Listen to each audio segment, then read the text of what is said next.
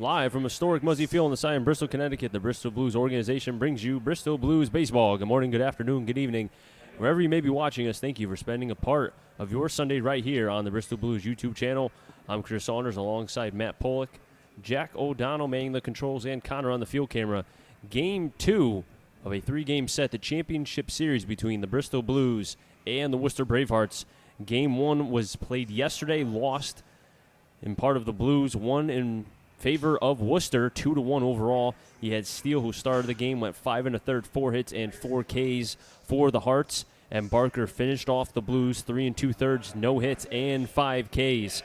The Blues, it was a tale of what we saw in Game 1 against North Shore. The top 4 hitters, only 2 for 14. Diamond struck out 3 times, twice with runners in scoring position. And then the 7, 8, 9 batters for the Blues, 0 for 9. And I'll take a quote that Brian Rooney, our GM for the Blues, has said many times: if you can't hit, you can't win. Yeah, the Blues just didn't come through that big hit. They really only needed one. You mentioned they lost 2-1, so really they get one big hit with a couple of guys on, and it's a whole different ballgame. The Blues win. Their pitching was amazing. Game was started by Reed Pegram, got pegged with the loss, but pitched wonderfully. 7 innings, 5 hits, 2 runs, 5 Ks, and then Tommy Hughes came in for the 8th inning and did a stellar job. So really it wasn't the pitching's fault. It was just the Blues couldn't come through with that one big hit at the plate. Just 4 hits as a team. The Bravehearts had 6, 2 6 and 1 defeating 1 4 and 0. So the Blues played well defensively. They pitched well. The one thing was they didn't come through with the big hit. And that will be the question today. Can they come through? Because against a pitcher like Angelo Baez, who they are facing, opportunities maybe few and far between. So when you get them, you do have to come through and deliver. And let's not forget who started yesterday for the Blues. It was Reed Pegram. He went 7 innings, gave up 2 earned runs, 5 hits, 3 walks, did strike out 5. You know, I wish we could have seen Pegram's last start for the Blues here, but one thing we saw from him in his time, you know, twice starts, one in relief on August 6th against the Navigators. You know, Brandon Miller called him the master of pace, master of pace. Always works very quickly, and we wish him the best of luck at William and Jewell in his junior year. But the Blues, they need to win 2 games. They need to be able to win here in Game 1. Both games are 9-inning games, doubleheader. This is Game 2. Game 3 will be played, if it needs to be played, 30 minutes after. And the Blues will have a tough task because they'll be facing the pitcher of the year, Angelo Baez. Yeah, Chris, you mentioned 2 9-inning games. Not a traditional FCBL doubleheader here at Muzzy today. We're playing 18 innings if we have to play 2. First game will be 9 innings starting in about 6 minutes, give or take. If the Blues win, we will go to a Game 3 30 minutes after Game 1 here at historic Muzzy Field. And in all truth, we're wishing the best of that to happen for the Bristol Blues. We hope that they can pull out Game 1, but you mentioned pitcher of the year, Angelo Baez on the other side, will not be an easy task by any means. Now, you look at the keys to the game. My key is going to be plain simple. You have the hitters. You have to hit. With runners in scoring position, you need to be able to drive the baseball. And when there's guys on base, you have to, because especially against a guy like Baez, you're not going to be able to have many opportunities, I feel like. So if you have a chance to drive in those runs, it's going to be up to the guys, in my opinion, at the top of the order. You can't have a 2 for 14 showing. And at the bottom of the order, even if you're not hitting, just be on base. Walks, hit by pitches. I mean, you consider the bottom of the order, which we'll get to, but one specifically is Christian Beal. He's the 9 guy. He was hit 18 times during the regular season. He's a player, in my opinion, who has to be the key. Well, I think Beal hitting 9 is the best thing for the Blues because really any other team almost, he's the leadoff man. We just happen to have Austin White at the top of our lineup, so Beal kind of has to take a step back and hit. He's been hitting 2 a lot, but I really love him in this 9 spot. It lengthens your lineup, especially with some guys lower in the lineup, Casey Bass, Zeke Diamond, that have been hit swinging the bats well. And then you have Beal right before flipping it over back to Austin White. Beal, quick guy, pesky base runner, and then all of a sudden you have Austin White and Kyle Maves right behind him once the lineup flips, and then you get Brandon Miller up with 3 of the fastest guys on the team on base. That screams runs if they can come through with that big hit and they can all get on base. So really, I think a big key to this game is Christian Beal in that 9-hole. Time will tell how that turns out for the Blues, and it's going to be a fun day of baseball here at Muzzy. Well, you want to go back to the game against the Navigators, as both Nick Riscotti, the assistant coach for the Blues in the right-handed hitters batter's box side. The manager for the Bravehearts, Alex Dion, is in the left-handed hitters batter's box, and there's going to be 3 umpires for this championship, as it was in the previous game as well, and in the wild card stage. Home plate, first base, and third base will be the umpires. But going back to that game against the Navigators, at which the Blues were able to clinch and get to this championship series, you had Austin White, who was on base 3 times, 4 times if you want to consider the walks. But Christian Beal was a player who, while he did not come around to score, he kind of kept, he kept the pace going, and more specifically, he allowed the rest of the lineup, like Austin White, and you just want to go down the order, Kyle Mabes, Brandon Miller, Dylan Reynolds. They saw what the starting pitcher or relief pitcher had, and it allowed, I think, in a lot of ways to progress their at-bats. That's going to have to be the key, because with Baez, he doesn't walk many batters. He only had 15 walks in 44 innings during the regular season. And, through his one start in 6 innings, he had 8 strikeouts, had 2 walks, and 3 hits. Mind you, it was against the Suns. It looked like a deflated Suns team. But either way, Baez will throw strikes. They can't have the bats on the shoulder. Plain and simple. They have to come up swinging. The opportunities will be few and far between against Baez, but if the Blues can come through and defeat the Bravehearts ace, I like their chances in that potential Game 3. So have to capitalize when the opportunities arise, and they should be all right. Otherwise, the Bravehearts will be walking away with yet another FCBL championship. When we come back, lineups in first pitch right here, Game 2 of the FCBL championship between the Bristol Blues and the Worcester Bravehearts.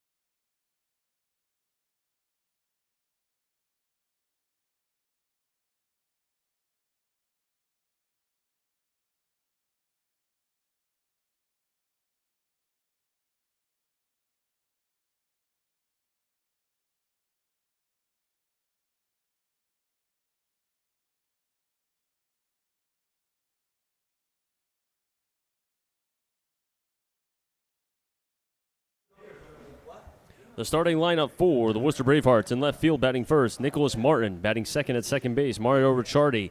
Batting third, the right fielder, John Thrasher. In the cleanup spot, the DH, Ben Rice.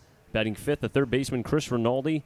In the sixth spot, the first baseman, Mac Shelley. In the seventh spot, Riley Livingston behind the plate. Batting eighth, the shortstop, Tyler Becker. And batting ninth, center fielder, Trevor Johnson. Defense for the Bristol Blues here on this gorgeous afternoon here at Muzzy. In the outfield, left to right, Beal, White, Miller. In the infield, Dwayne, Diamond, Maves, Reynolds. That's third to first. Behind the plate is Jordan Lasky. And on the bump for the Bristol Blues, the 6'6" southpaw going to the University of Connecticut, Garrett Coe. Coe 2-0, they 1.50 ERA. This will be his third game started this season. 0 complete games, 18 innings pitched, 3 runs, 8 hits, 14 strikeouts, 7 walks. The 6'6" freshman going to UConn in the fall, along with Andrew Marrero. He's from Lakeside, Connecticut, and he went to the Gunnery. This is a left-hander that has pitched in some pretty big games when you consider maybe not his first start against the Nashua Silver Knights, but his game of which his last appearance against the Navigators was a game of which if the Blues won, they won the number 2 seed and the bye, and they got that, and that was because Garrett Coe had a fantastic outing.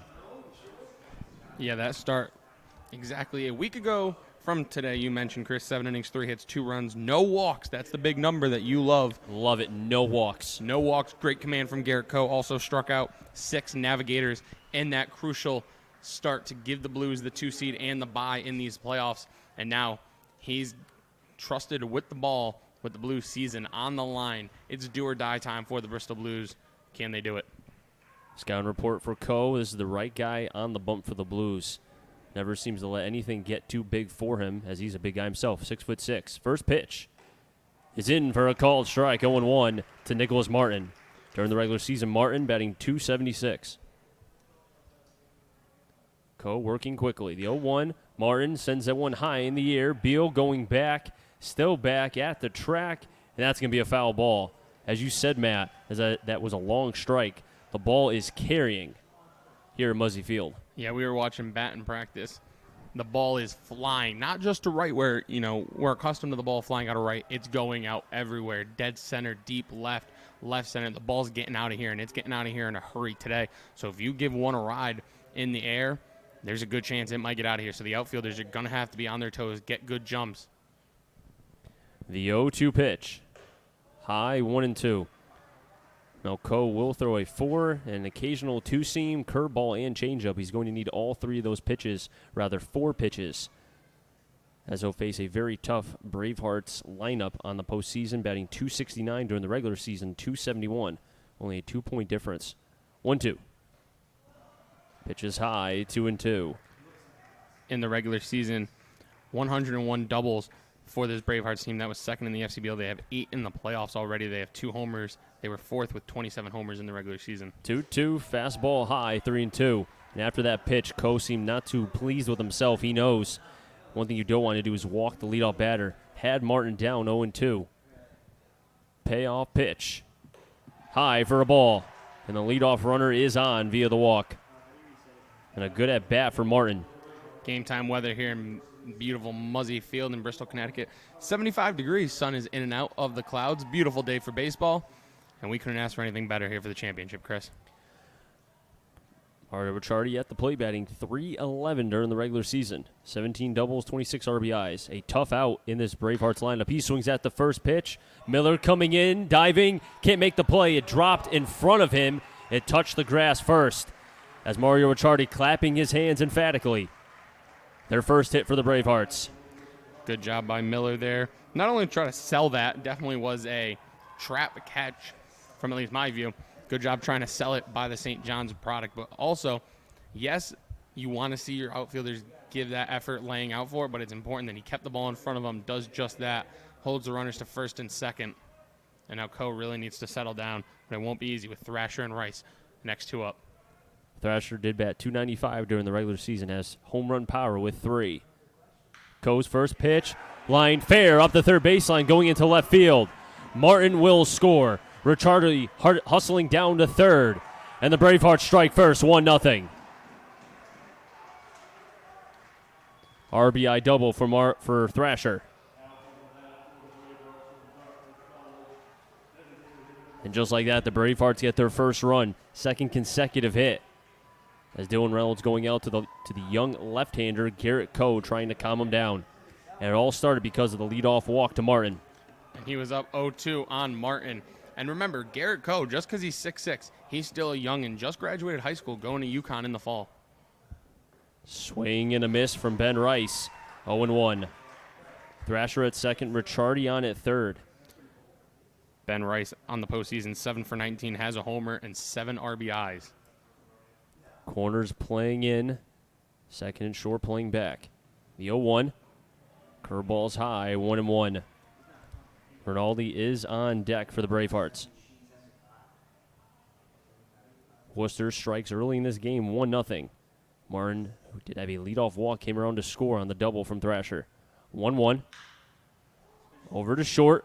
Maves will get the out at first. They advance the runner. Maves kind of lost his footing as he threw it. Advancing to third is Thrasher. The RBI ground out. It's 2-0 Worcester.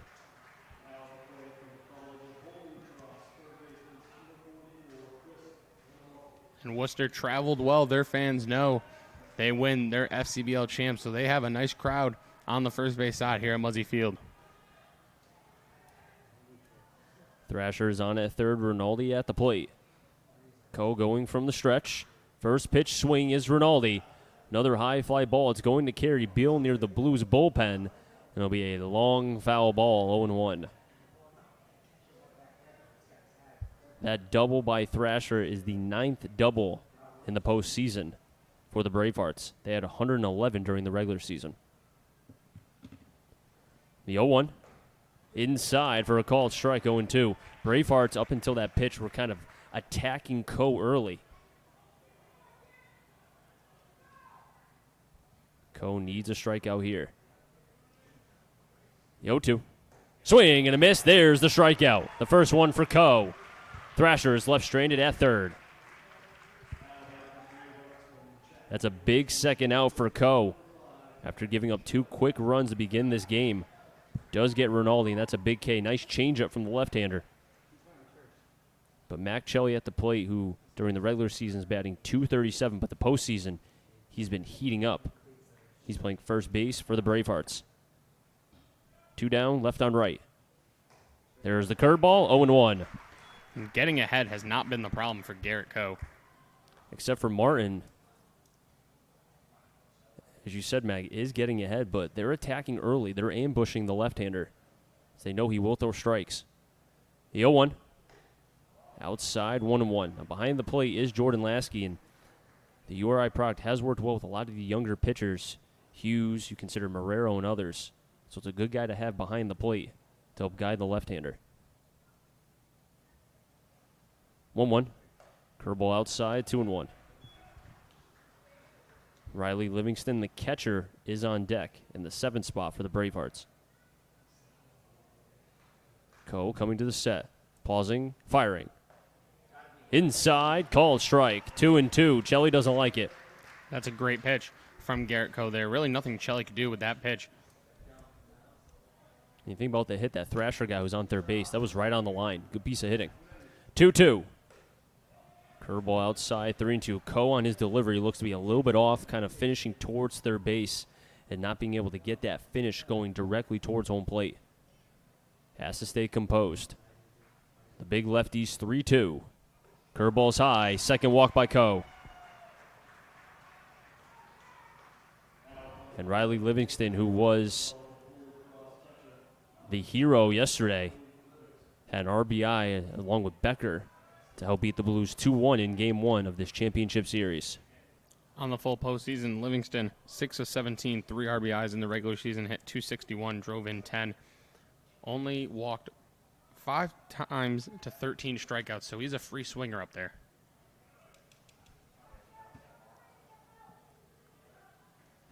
Celli on at third, Celli at first, Thrasher at third.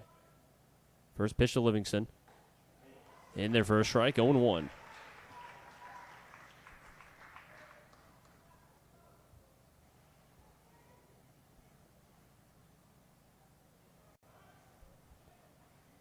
Coe pausing, 0-1. There's the curveball again, 1-1. Has not been able to throw that pitch consistently for a strike. And the Blues, obviously, it's do or die. They have all hands on deck in the bullpen ready to go if Coe cannot settle down. The 1-1. Swing and a miss. Backdoor fastball, 1-2. Coe with 1K. That was Rinaldi. Would like a second one here and keep the Bravehearts at 2. This Blues offense, although it was quiet yesterday, you would think will awaken here. The runner is going. That's Chelly. Now they have to tag him out before Thrasher gets to home plate, and now there's 2 players going on. Maves is going to throw back to home. The tag, and he's going to be out. Sluggish base running by the Bravehearts. Maves gets the out. 4-2, and Thrasher's gone. Bravehearts do get 2, and Baez will be on the bump for the Bravehearts.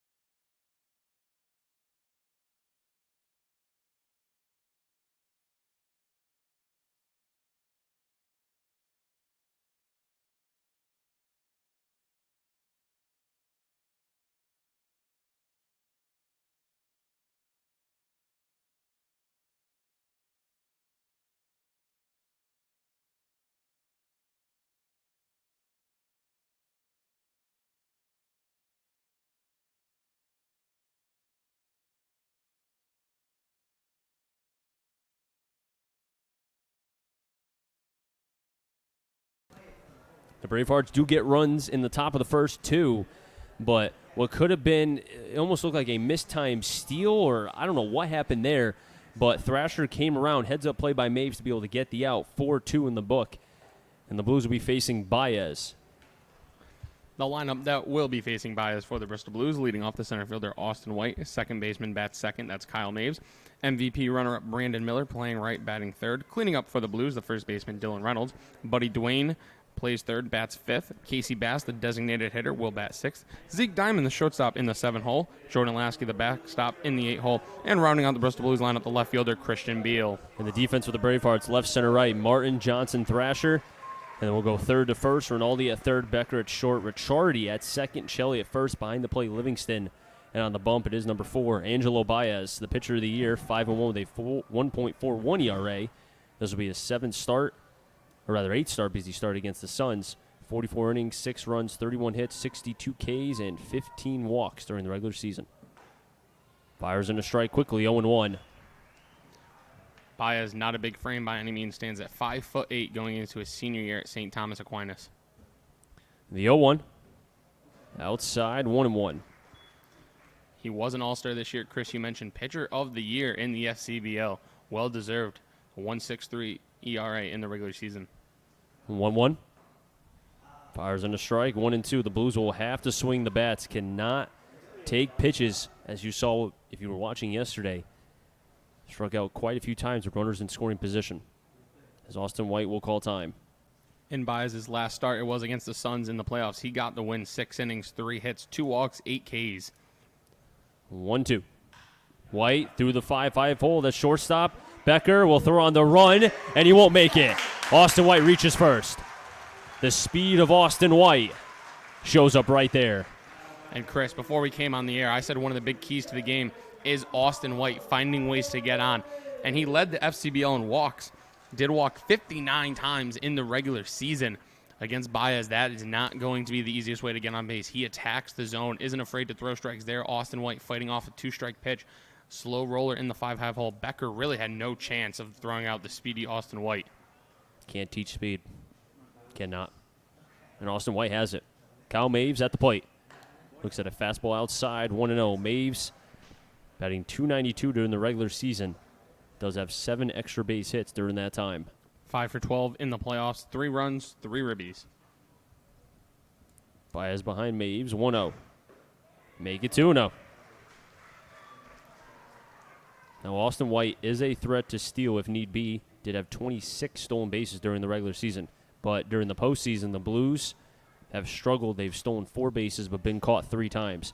I don't think that's going to stop the Blues and Ronnie Palmer, throw back to first, from trying to do what they've been doing the entire season, which is steal bases. Now, before the playoffs started, we talked to manager Ronnie Palmer. He said, I'm not changing up anything. I'm letting these guys play the ball that got them the 2 seed. 2-0. Down the middle and low, 2-1 on Kyle Maves, the Quinnipiac product. Maves kind of looked back at the umpire, confirming that is the zone that will be called today. So now Maves ready for the 2-1 pitch from Baez. Another throwback. Austin White did the same thing, too, on, I think it was the second strike. He went back and looked at the home plate umpire and said, is that how low you're going to be? And he said yes. So at least they know where the strike zone is. As long as he goes both ways with it. 2-1, White stays. Maves fouls it back, 2-2. That was a good cut from Kyle Maves. Mentioned when a hitter fouls a pitch straight back, it normally means they're on that pretty well. Maves saw 2 pitches out of the zone, then took the third pitch for a strike. Now following that one straight back will be a tough out here with a 2-2 count. Baez is going to have to work for this out. Another throwback. Baez paying extra attention to White at first base. As he should. Second in the FCBL in steals behind his teammate Brandon Miller. Now time has been called. As it looks like a ball maybe have gone away. I don't know from where or who.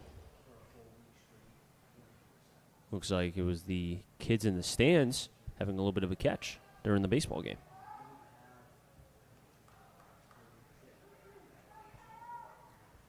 Maves choking up on the bat with 2 strikes. 2 balls, 2 strikes. Nobody out. White on at first.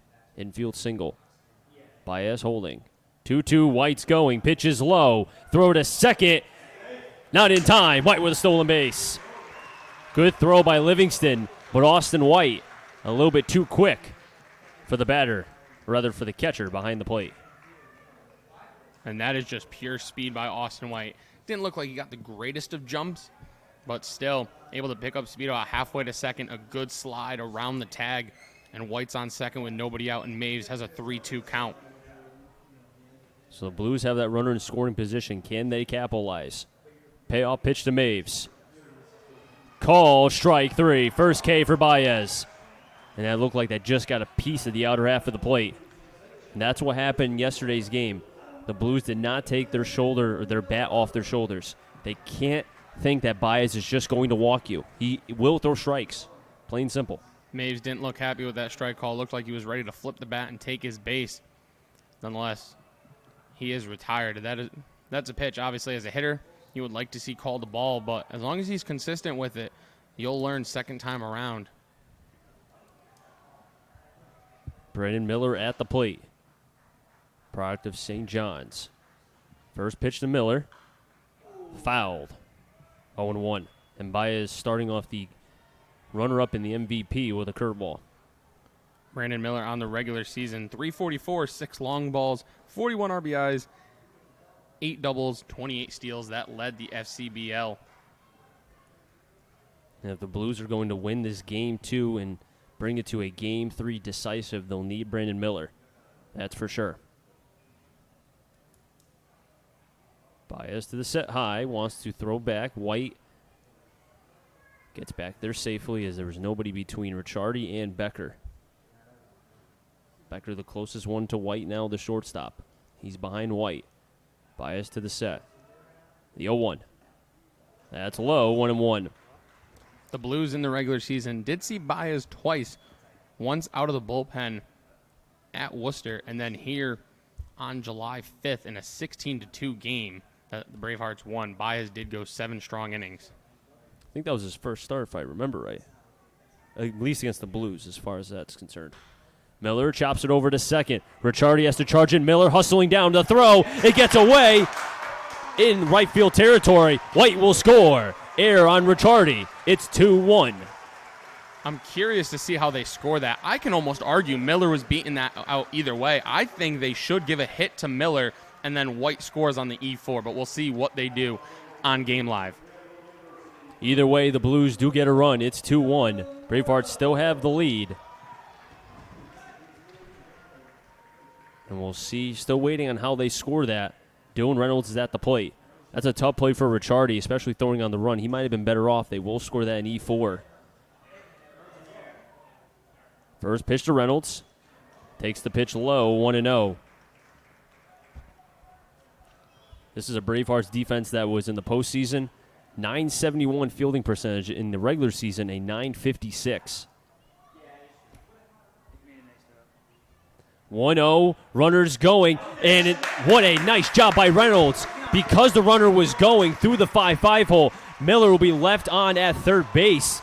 But because the shortstop had to cover second with the runner going, that was Miller, you left the entire side of the 5-5 hole between third and short wide open. That's Dylan Reynolds using the bat to perfection. First half, Dylan Reynolds tries to pull that pitch, and he rolls it over to the first baseman. Yep. Second half, Dylan Reynolds, perfect job by the Fairfield product using that wide open left side of the field, and now the Blues are really in business. Runners on the corners, just one out, and the tying run 90 feet away at third base.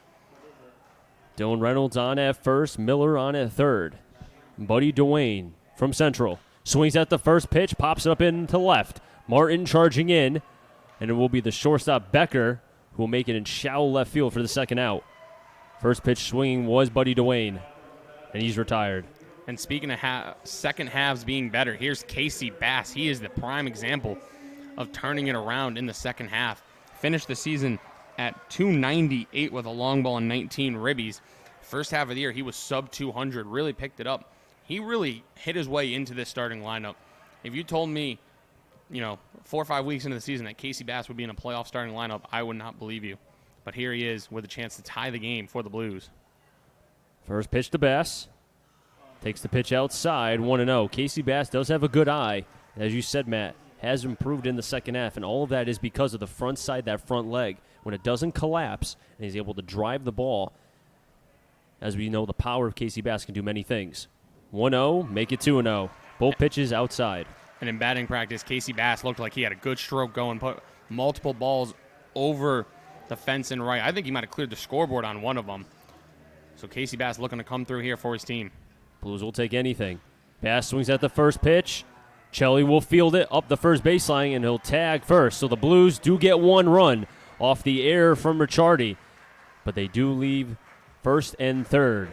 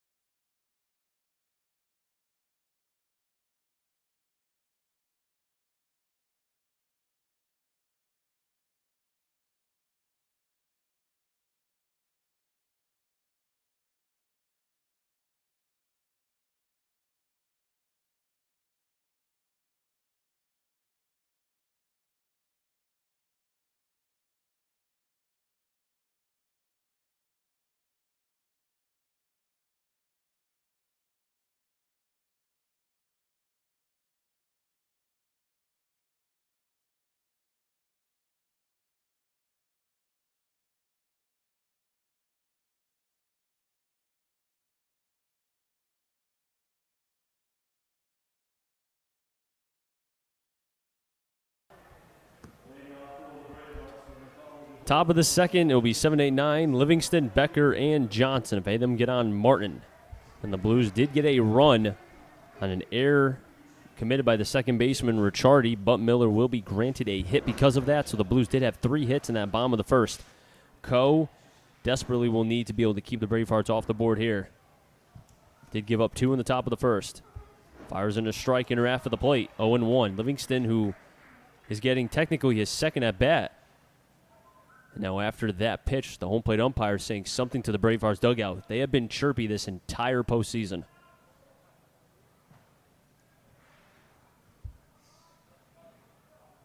Now the home plate umpire is still saying something to the dugout. Oh, the Bravehearts. 0-1, 0-2. Livingston was at the plate when Chelly decided to go, and I don't know if there was miscommunication between him and the manager, but then Thrasher, as Chelly was halfway towards second, tried to come down the score, but was gunned down by Maves. 0-2. Pop up a foul.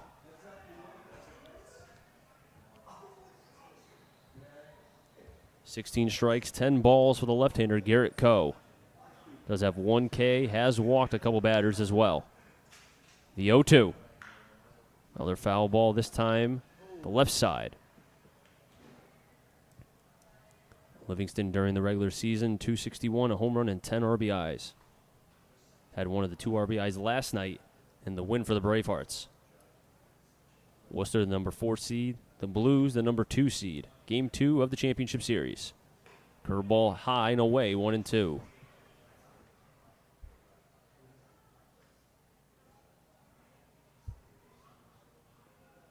Coe throwing from the third base side of the rubber, the 6'6" lefty. 1-2. Towards left field, Beal going back, and will make the catch, 1 down. And that'll be the key for Garrett Coe. In the first inning, he was getting ahead, no problem, but he had a problem putting away hitters there, getting ahead of Livingston, and then making a good pitch, getting him to fly out to Beal in left field. If he can stay getting ahead and then just find that put-out pitch, he'll be all right. Left on left here between Coe and Tyler Becker. There's the curveball, 0-1. Backdoor side of the plate. Becker during the regular season, 241 with 4 home runs and 25 RBIs. The 0-1. Swing and a miss, 0-2. Becker to the shortstop. Almost was able to get out Austin White, but with the speed of White, just missed him by a half a step. Becker has struggled this postseason, just 4 for 20. Coe looking for a K here, the 0-2. High pop-up towards right. Miller near the warning track. He will make the catch. 2 pop-ups, 2 outs for Coe.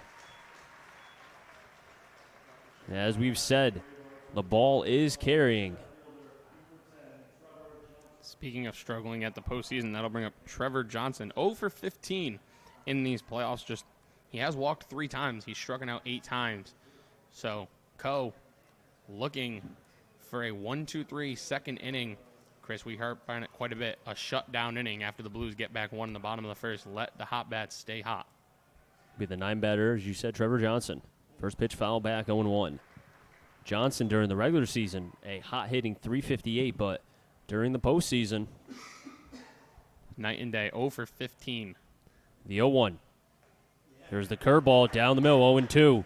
And it looks like the Bravehearts do not like this strike zone, but they had it when their pitcher was on the mound as well.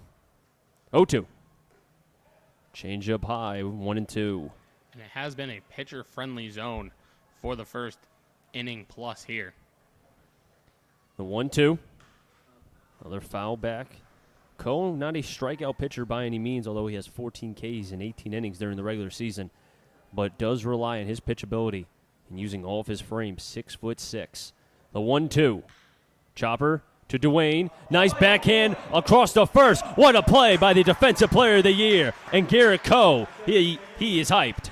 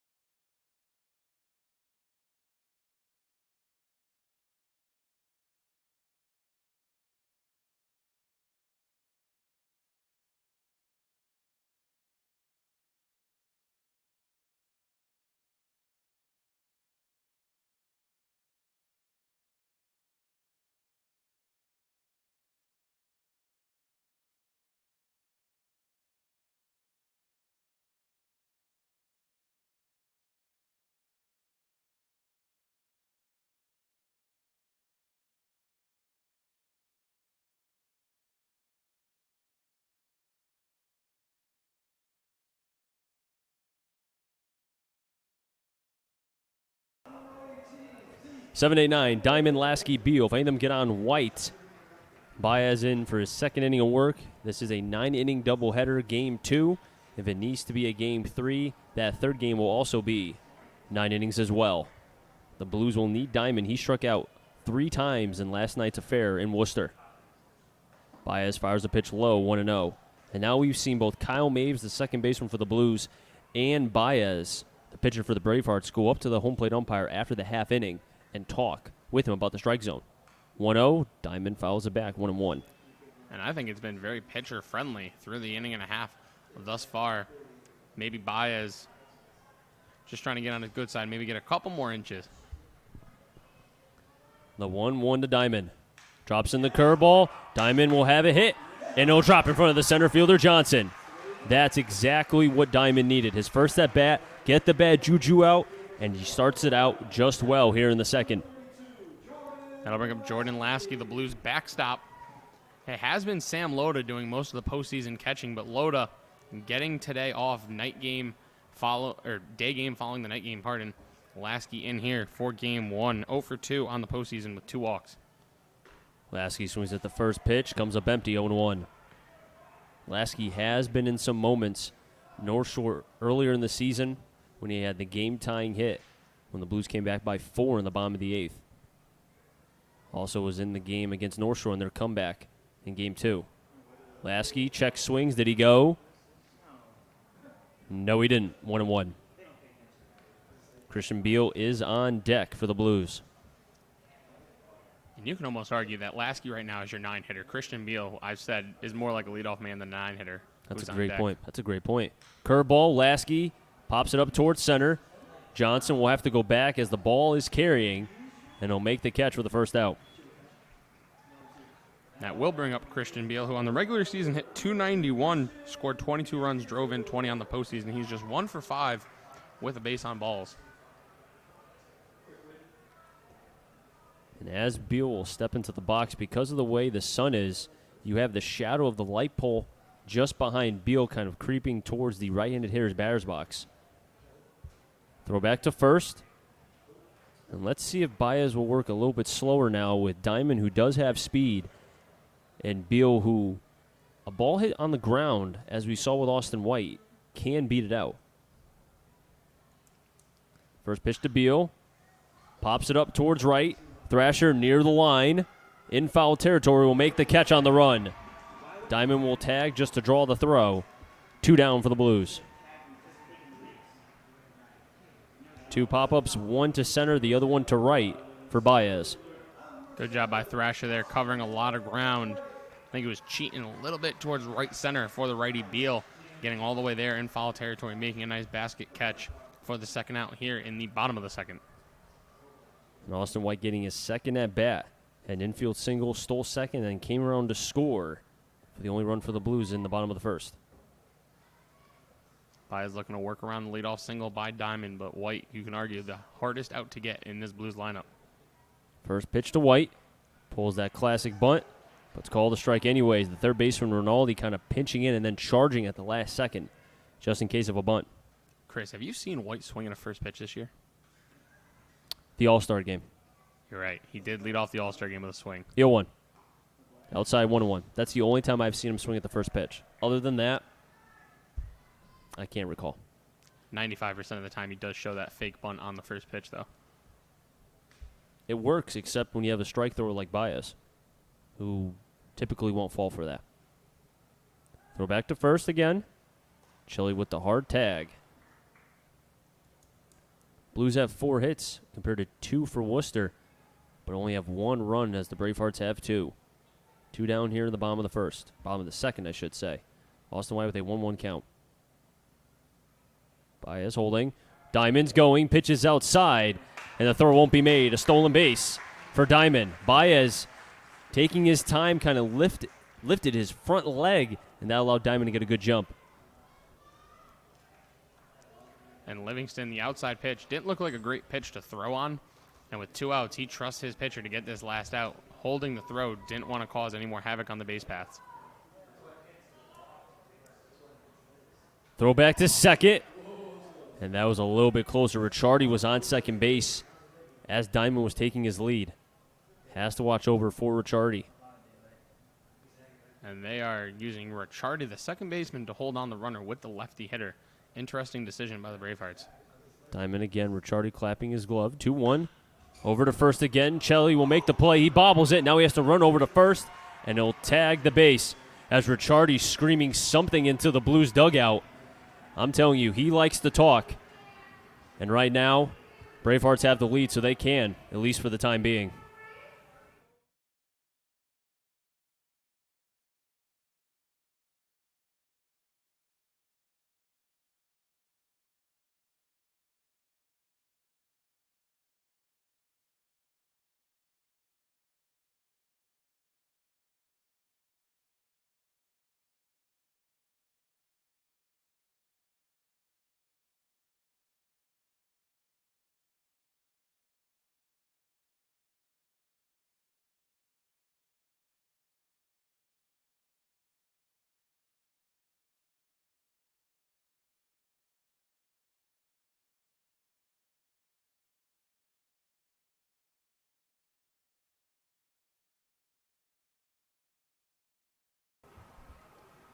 Top of the order for the Bravehearts, 1, 2, 3. Martin, Ricciardi, and Thrasher. Made them get on Ben Rice. Garrett Coe with his first 1-2-3 inning in the top of the second with help from his defense. The Defensive Player of the Year, Buddy Dwayne, recording that last out. And if you factor in first pitch balls in play, Garrett Coe has 9 first pitch strikes through the first 9 batters he's faced. And that will help, especially if he's trying to be able to get quick outs early in the game. The longer he can go in this one, the better for the Blues. Will be important for him now. He has to settle down, stay composed. And the problem here, the first time he faced the top of the order, was finding a put-away pitch. Seemed like he found it in the second. Can he keep it going in the third? Martin's second at bat sees a fastball high, 1-0. There's the broadcaster's jinx. First non-first pitch strike. 25 strikes, 14 balls. Pitches low, 2-0.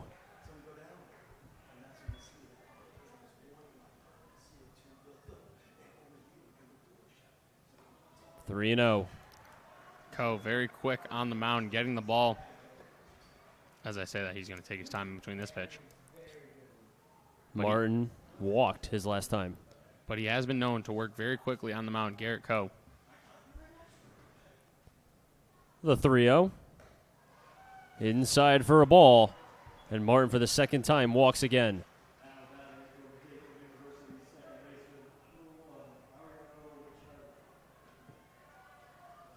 And Mario Ricciardi, who was chirping at the Blues dugout after the last out in the half inning, is at the plate now. He's singled to right in his first at-bat. Cole holding, will throw back to first.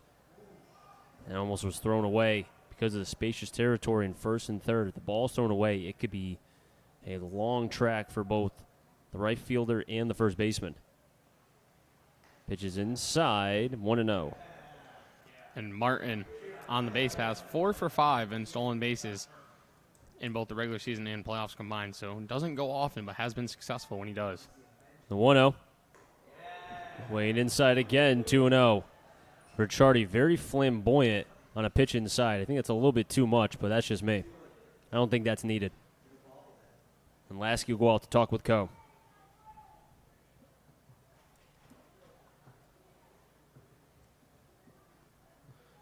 It's a good job by Lasky. 6 straight balls thrown by the big left-hander. Settling down the big southpaw. Lasky's worked well with a lot of the younger pitchers this year, as all three have, between Reiner, Loda, and Lasky. But Jordan Lasky, the URI product, is behind the plate for Coe here tonight today in game 2. 2-0. First pitch swing was Ricciardi. Going back, Beal near the line will make the catch sliding. Going back to first will be Martin. And Ricciardi swing at the first pitch. I was surprised. Yeah, normally pitcher just threw 6 straight balls. You normally want to see a strike at that point, but Ricciardi, out of the mound visit, comes out hacking, flying out to the left fielder, Beal. And now Coe, if he could roll one, he's out of this inning with the defense he has. They've been very good has the Bristol Blues defense just 2 errors in the postseason thus far for the Blues. First pitch will be to Thrasher. He swings it at towards the air. High fly ball. Beal went back. Now coming in as the ball died. 2 down. 2 pitches, 2 outs for Coe. It almost seems as if when the ball goes up, it's playing tricks on these outfielders, it seems. Doesn't seem like any outfielder with a fly ball today has been quote-unquote routine. I mean, it's been a lot of coming in, going back, coming in for these outfielders. So it could be interesting if you get one high enough. Well, the wind is blowing as we could see the flags to the right side of us. First pitch outside, called a ball. That was a curveball to Ben Rice. Rice had the RBI ground out that scored Ricciardi for the second run in the top of the first. Martin on first base, 1-0. Curveball again, 1-1. It almost seems as if ever since Baez went and talked to the home plate umpire, the zone has shrunk for both sides. Definitely has not been favorable to at least the pitchers now, as you said. Runners going, another curveball. Maves ranging over, and then bobbles it as the runner will get to third base. That's Martin. First and third for the Bravehearts.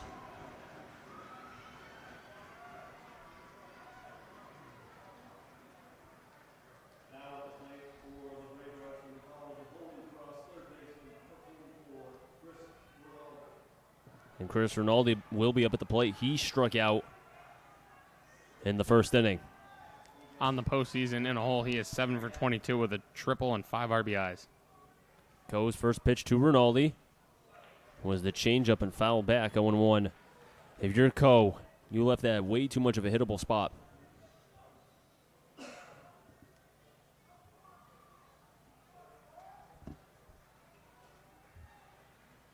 The 0-1. Curveball outside, 1-1.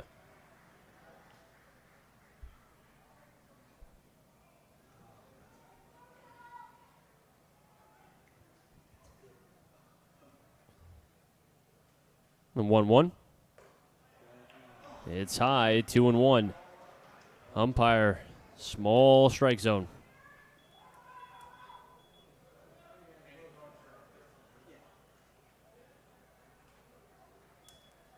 The 2-1. 3-1. Chelly is on deck. First and third for the Bravehearts. They're threatening again here in the third. Martin had the leadoff walk, and then Rice hit the ball to the right side. Hard play for Maves. 3-1. 3-2. And that'll give Rice a head start over at first base on this 3-2, 2 outs. As Rinaldi will step off. I can imagine if Coe gets this out here, I think a big ball of emotion will come out of the left-hander. Payoff pitch. Inside it gets away. Lasky's throw comes in, and it won't be in time. Martin scores, and he stares right at the Blues dugout.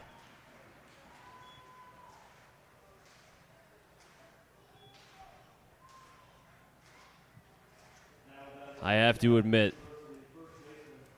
very cocky are the Bravehearts. Very cocky, but they have every right. They're up 3-1. After every time they score, they're dancing. They're doing practically everything you can think of. As now it'll be Buddy Dwayne trying to settle down Garrett Coe. And Dwayne's probably saying, hey, let him hit it. Your defense will help you out. That was a fastball that he hooked a little bit too much, did Coe. Got away from Lasky. Was setting up inside and just did not get that extension. Shelley at the plate. So he's at the first pitch and misses 0-1. That was a big hack from Chelly. He's trying to open this game up with that swing. Rice on at second, Rinaldi on at first because of the walk. The wild pitch scored Martin from third base. 3-1 Bravehearts. Coe will step off to regroup here. Coe and Lasky. Sun directly on Muzzy Field. The 0-1 pitch. Chelly will foul it back, 0-2.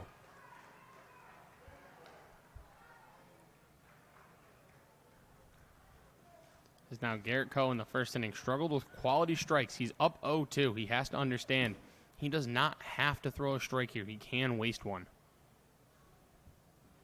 Maves clapping his glove at second base. Coe's 0-2. Inside for a ball, 1-2. Coe staring down at the home plate umpire. Livingston is on deck.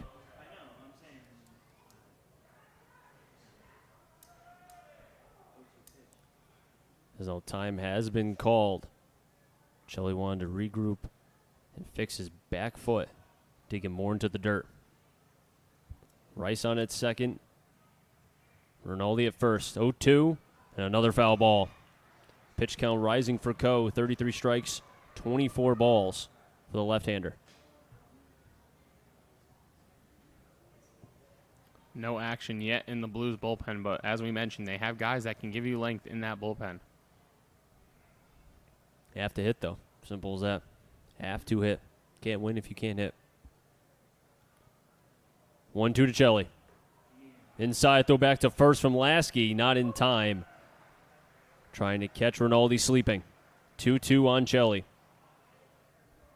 You don't want to run this count full and give those runners a head start. You have to go after Chelly right here if you're Coe.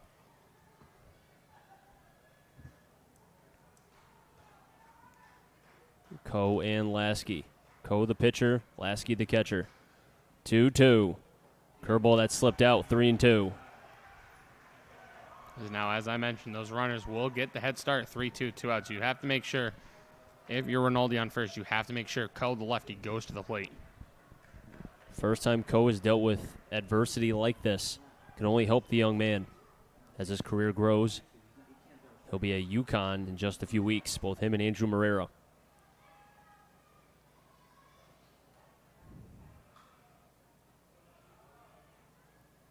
Three-two, runners going, swing and a miss. Coe gets the K, his second one. But the Bravehearts do get another run. It's 3-1 Bravehearts.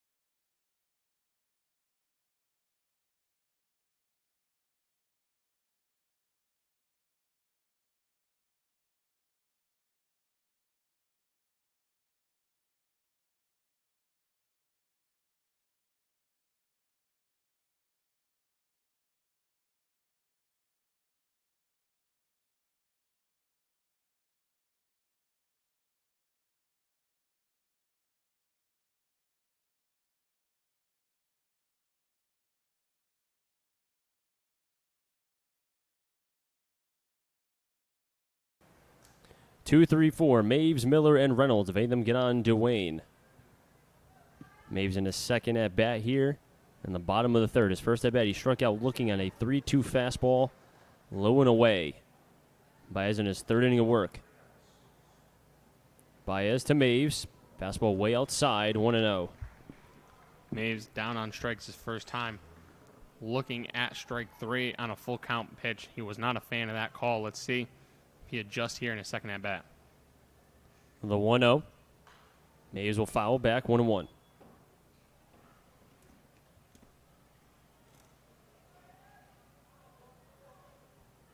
Baez 18 strikes, 13 balls. Thus far through 2+ innings of work for the Bravehearts. 1-1. Another foul ball for Maves, 1-2.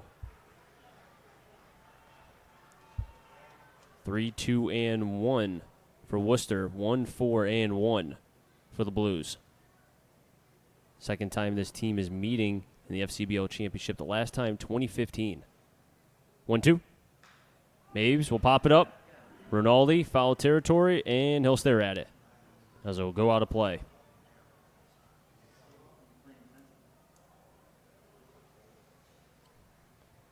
Maves, as I said, down looking his first at bat. Battling with 2 strikes has to be tough. Baez from the first base side of the rubber. 1-2. Fastball high, 2-2.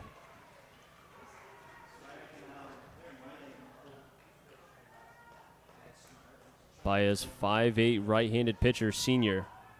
Lives in the Bronx, New York, goes to St. Thomas Aquinas. 2-2. And Maves goes down for the second time looking. 1 down for the Blues. Brandon Miller next up.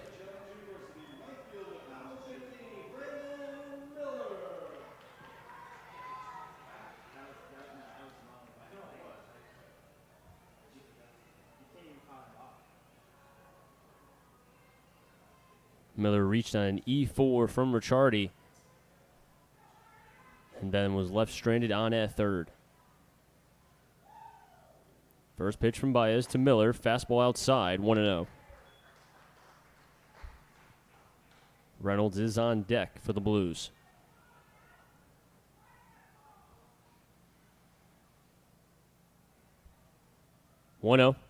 Swing and a miss from Miller, 1-1.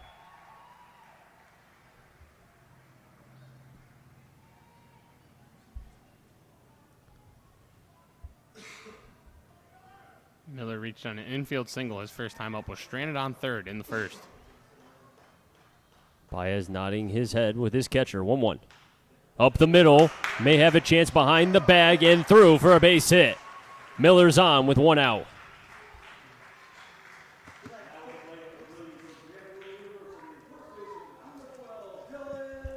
His second hit this afternoon. Brandon Miller, the MVP runner-up in the FCBL. That'll bring up Dylan Reynolds. A beautiful piece of hitting by the Fairfield product. His first time up on a hit and run. Shortstop Becker was covering second. Reynolds used the entire open left side of the infield to sneak a single through into left. Let's see if the Blues try to get funky with it again. Runners going, pitches high, throw to second. Not in time, but this runner ran over the bag and then safe again. Now Ricciardi screaming after the play. And now they're going to argue as the manager goes out from the Bravehearts. Stolen base for Miller. Ricciardi really not happy about that one. Miller, great job getting back to the bag. Overslid it a little bit. But a good job to recover and get back to the bag. Now you have a runner in scoring position and 1 out.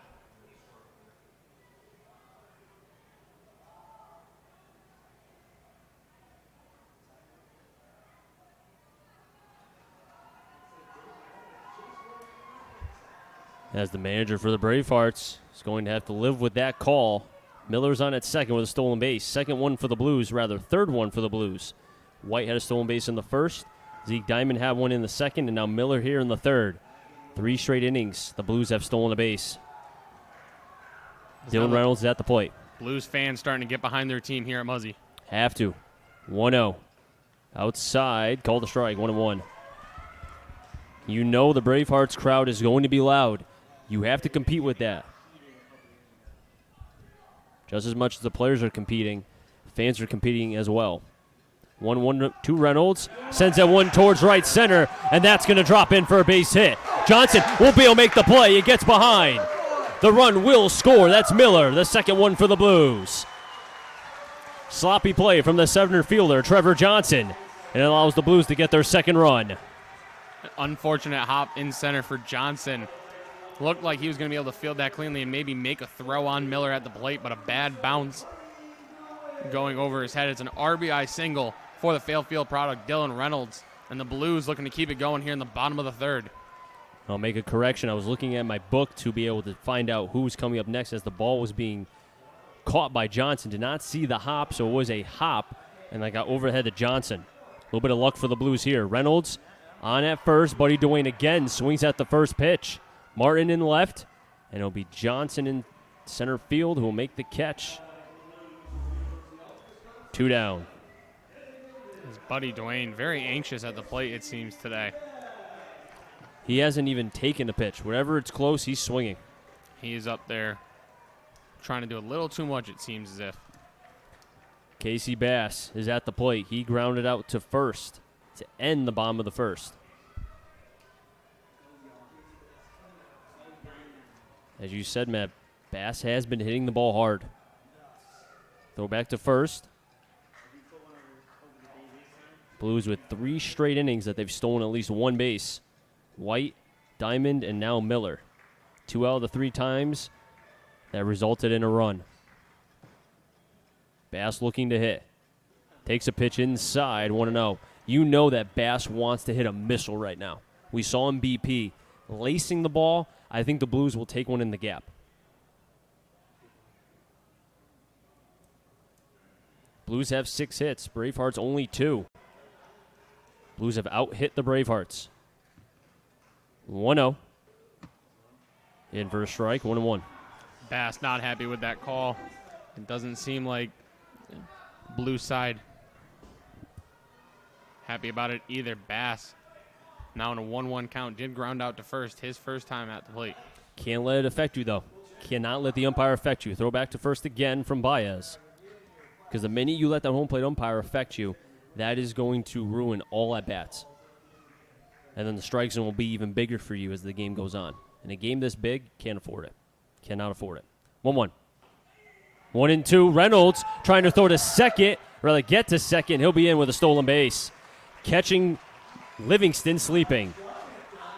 Reynolds with a heads-up stolen base.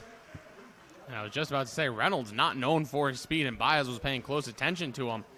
Good job by Reynolds. A delayed steal. Saw nobody was even close to covering the bag. He took off, and now he's in scoring position. And Reynolds kind of looking at Baez. Blues have a runner in scoring position. As with 2 outs, he'll be off on contact. 1-2. Foul ball from Casey Bass. We'll do it again. And we've seen Bass put up what I like to call a quab multiple times, being tough with 2 strikes. We saw it in Game 1 against North Shore in the 9th inning. A 10-pitch at bat. So Bass, he'll work to get the pitch he wants. Baez working with his catcher, Livingston. Runner on second is Reynolds. Baez holding. 1-2 to Bass again. Swing and miss from Casey Bass. That was the changeup. The Blues do get 1 run, and Casey Bass saying something to the home plate umpire.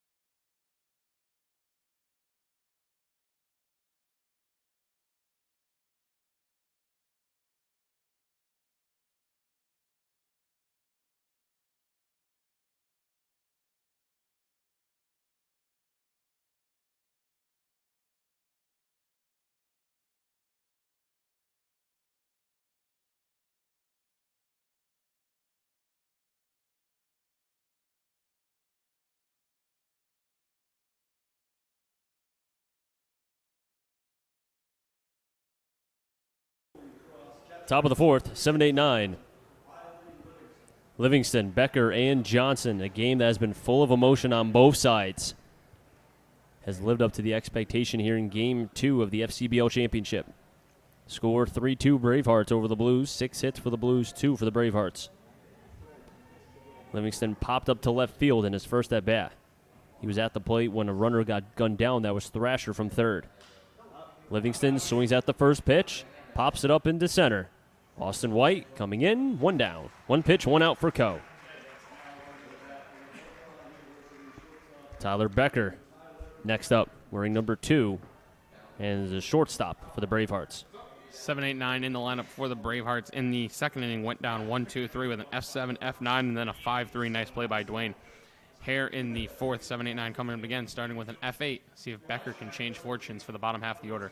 Bump play, fouled off from Becker, 0-1.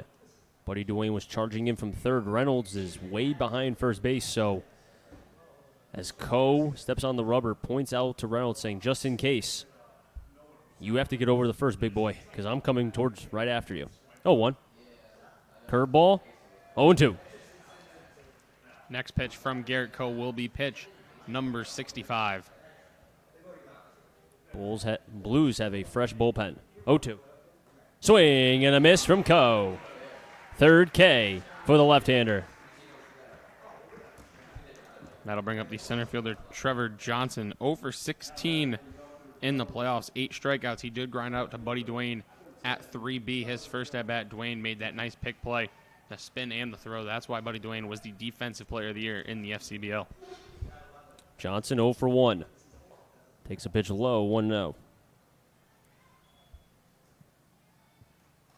The one pitch Coe will need is that curveball. It's been inconsistent tonight.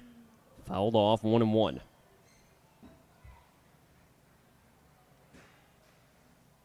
Two quick outs for Coe. Had a 1-2-3 inning in the second. And surprisingly enough, it was the same 1-2-3 here. 1-2. That's a good spot from Garrett Coe, right on that inside corner with Johnson crowding the plate. Really can't do much with that pitch. The 1-2 to Johnson. Sword swing fouled.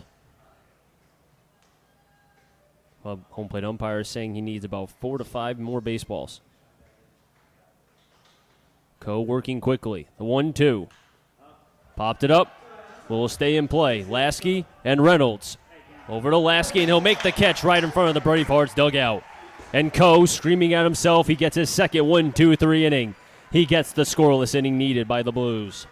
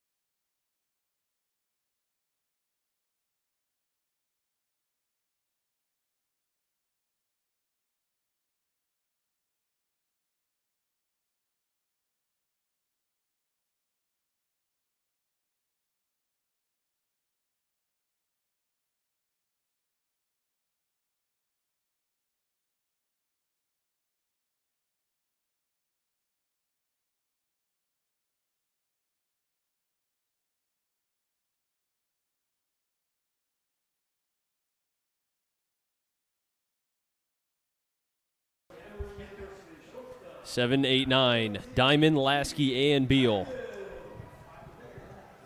Baez has a couple Ks, has kept the Blues, at least in terms of runs, at bay. Hits, though, the Blues are out hitting the Bravehearts at a score of 6-2. Diamond had one of those 6 hits. Baez with the glove to his face. The ace of this staff, the pitcher of the year in the Futures League. As Diamond will step off. Baez using his right hand to tell Johnson, or rather Livingston, behind the plate. Let's regroup on signs here. Diamond will see the first pitch. For a ball, 1-0. Diamond, his first at bat, did single into center on what sounded like a broken bat.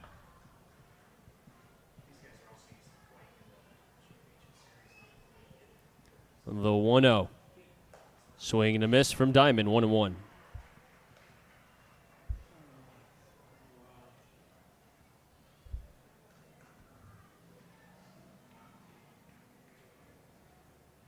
1-1. There's the curveball. Diamond will pop it up. Center field, Johnson going back. Left side will make the catch. 1 down. Jordan Lasky up at the plate with 1 out. And before every at-bat, Lasky will say a prayer to himself and does the signs of the cross.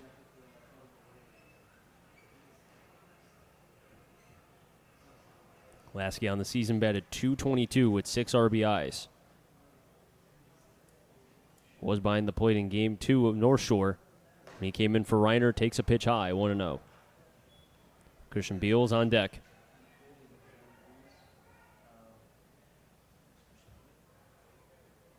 The 1-0.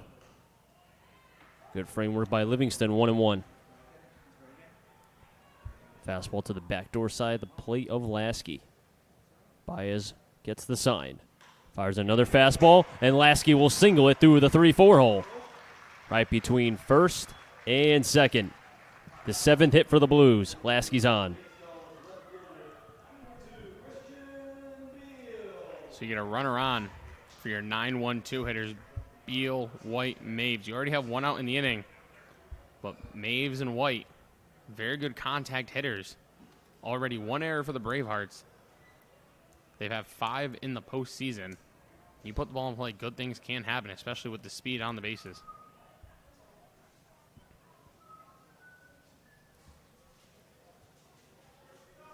Christian Beal swung at the first pitch and popped up to right in his first at-bat in the second. He'll take the curveball, 0-1. Baez really took a lot off that curveball. Austin White is on deck for the Blues. Bottom of the 4th. 3-2 Hearts lead over the Blues. The 0-1. And it looks like Baez balked. He did not come to a complete stop. Advancing to second will be Lasky. And Baez is not too happy with that call.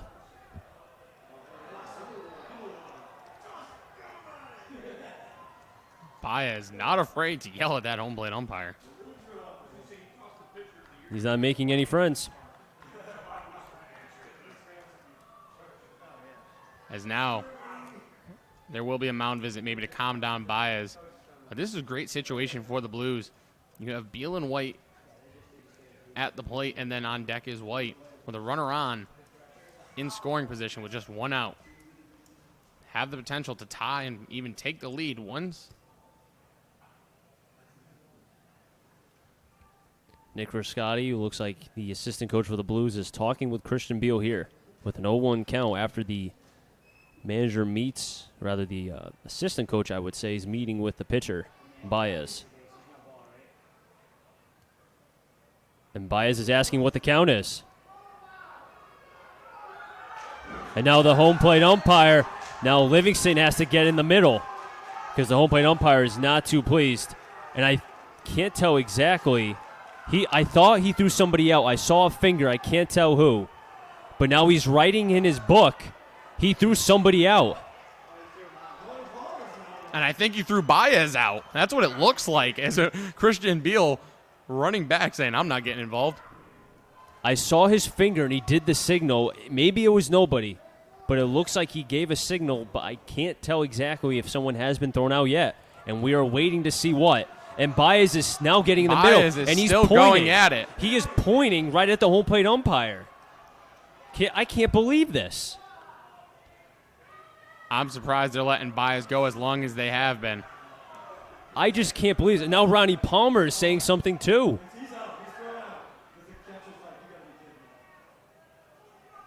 And Baez is pleading his case, but wow.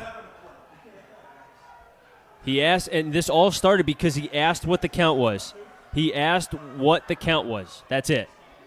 Well, it didn't seem as if he did it in the most polite way. It almost seemed like he was arguing about what the count was more than anything. And now I think Ronnie's mad because they haven't thrown Baez out. No, he did not get thrown out. So I think that's what manager Ronnie Palmer is saying now. But they let the Bravehearts coaches run their mouth, so you almost got to let manager Ronnie Palmer run his mouth. And we don't see Ronnie Palmer say too much during the season, but when he speaks, I think it should carry a lot of weight with these home plate umpires because he doesn't say much. But the home plate umpire, we saw him with the finger, with the right hand, and it go from right to left, almost like we see with home plate umpires in minor league, major leagues, wherever, for somebody being thrown out. Now, it looks like Baez is still in the game, but both the first and third first and third field umpires are talking with the home plate umpire.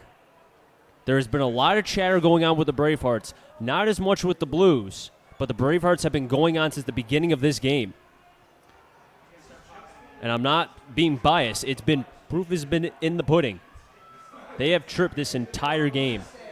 As now Baez strutting around the mound, kind of asking what's going on. Livingston's right next to him, too, probably trying to get as closely as he can to listen into this.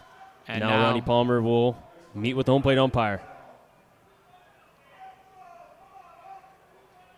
This crowd not sitting too well with what's going on the field right now. Christian Beal now being told to kind of wait back just a little bit more.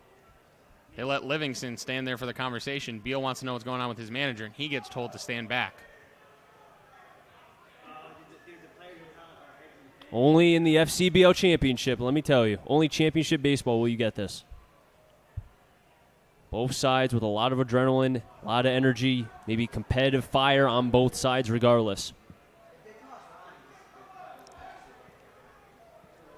And this is where having an on-field mic would come in handy because I would love to know what Ronnie Palmer is saying right now.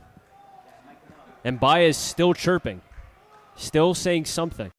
Well, I got to imagine next thing that comes out of Baez's mouth, he's going to be out of this game. It looked like the home plate umpire was ready to get rid of him. And now we're going to talk to another manager. What is going on?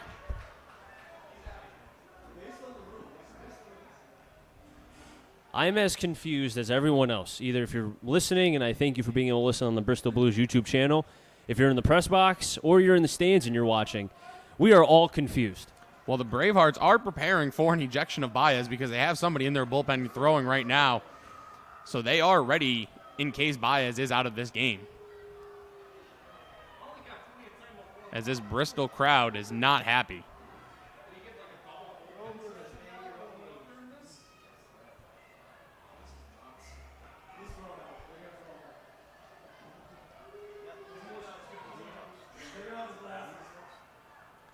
As now the Bravehearts manager is getting his money's worth. He is really testing limits with this home plate umpire. Now he's saying, I want to talk to your crewmates.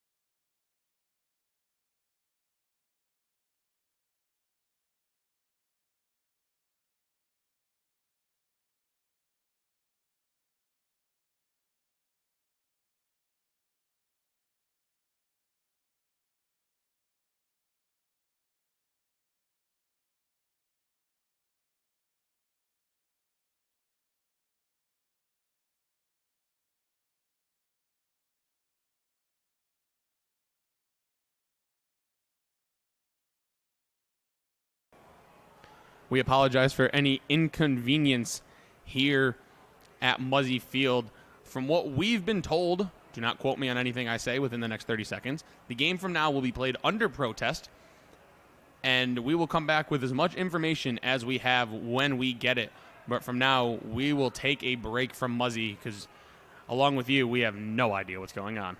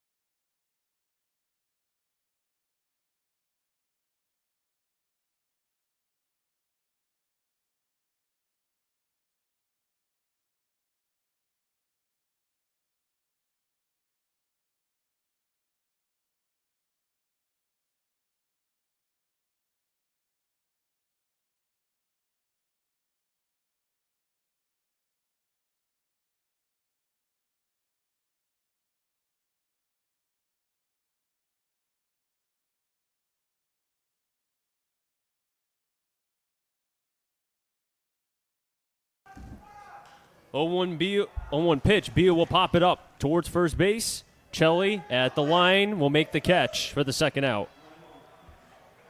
And now Baez is talking again. And now he gets tossed. What is going? I'm sorry. I am so sorry. What is going on right now? Like, what is going on? And Baez said something, and he was on his last straw. He's been pushing buttons all day long. So, wait, what? Well, hold on.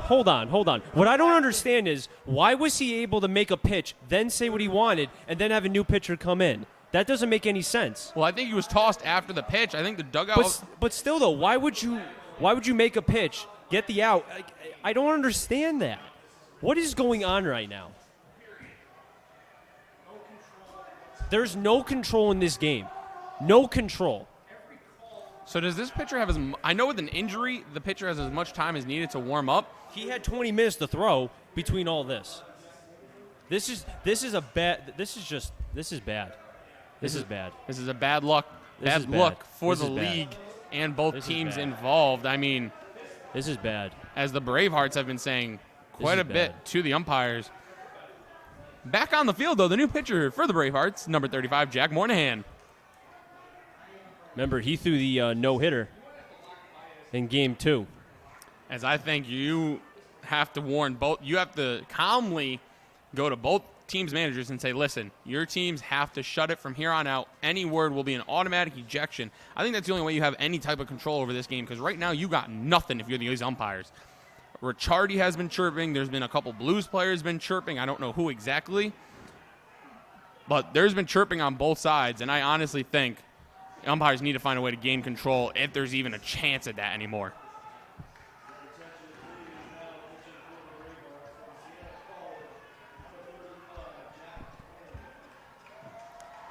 And Jack Moynihan, who is 1-0 on the season with a 3.20 ERA, did throw the no-hitter in Game 2 against the Bravehearts against the Blues in that doubleheader just a couple weeks ago.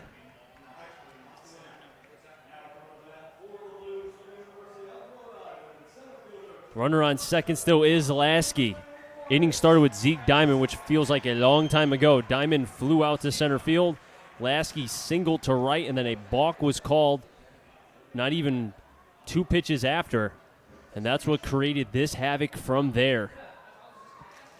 And then Beal swung at the next pitch, really, from Baez. Popped it up to Chelly at first base. And then the new pitcher was brought in, Jack Moynihan. He'll be facing White. Third at bat for the URI product. Takes the pitch outside, 1-0. The Blues have 7 hits to this point.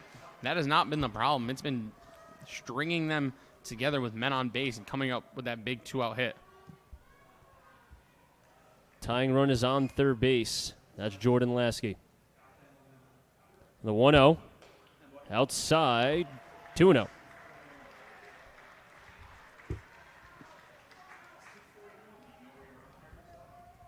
So Baez did pitch 3 2/3, 7 hits, 2 runs. One of them was earned, 3 strikeouts, no walks. Is responsible for Lasky at second base. However,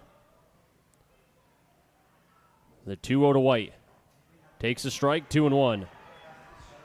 Chris Saunders alongside Matt Poley, Jack O'Donnell, and Connor. Right here on the Bristol Blues YouTube channel. Game 2 of this championship series. If the Blues win Game 2, Game 3 will be played 30 minutes after Game 2 conclusion. 2-1. White, high fly ball towards right center. It's going to stay in play. Thrasher will make the catch. And the side is retired. After all that, the Blues do not score.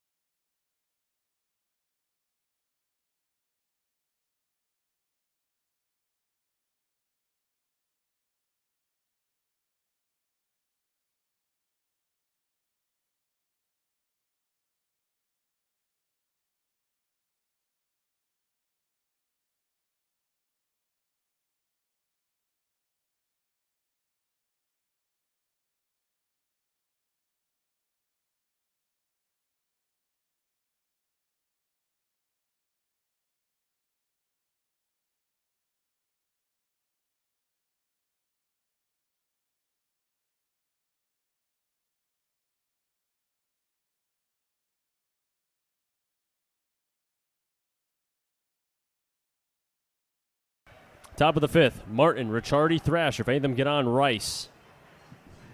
Garrett Coe, who was throwing in the bullpen during that entire, what felt like 15, 20 minutes of nonsense. Literally just nonsense. First pitch. High, 1-0. Both times Martin's been up have been via the walk, and each time he's came around to score. 1-0. Right there, 1-1.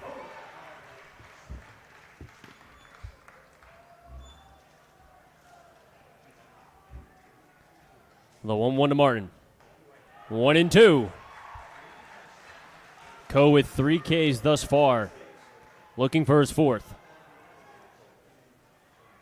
1-2. Inside for a call, strike 3.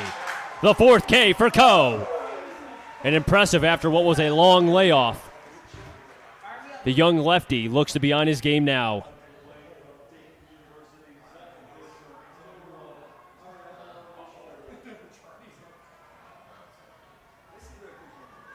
Mario Ricciardi at the plate. Has been on base once, popped up to left field in his second at bat. And that was at which Coe could not find the strike zone. It was a 2-0 count on Ricciardi. Curveball high, 1-0. Last time Ricciardi took a couple pitches high and in. My question is to people who are wondering if he was trying to hit him, why in a game this big? 1-0. Outside, called a strike, 1-1. Why would you want to put somebody on in Ricciardi who could steal second with ease and increase the lead for the Bravehearts? There was no intention by Coe to hit Ricciardi. High for another ball.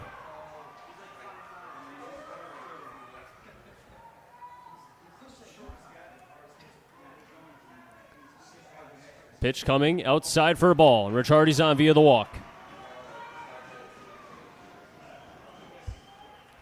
That 2-1 pitch I thought was a strike. The home plate umpire called it a ball, so it was a 3-0 pitch coming outside, ball 4. John Thrasher at the plate now. Ben Rice is on deck. Diamond holding on Ricciardi on at first base. Coe's first pitch. Foul back to Thrasher, 0-1.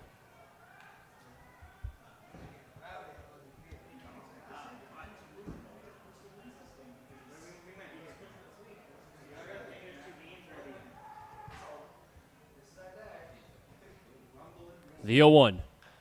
Foul off again, 0-2. Thrasher going into his junior year at the University of Hartford. Lives in Ridgefield, Connecticut. 6'2", 180 right-handed hitter. Does have 3 home runs during the regular season. Also registered 20 RBIs. The 0-2. Outside for a ball, 1-2.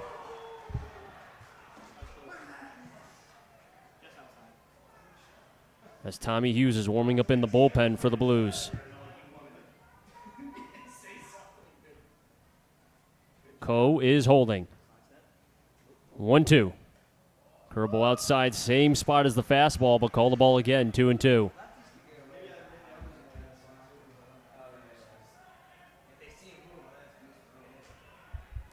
Ricciardi on at first base because of the walk. He stays, 2-2.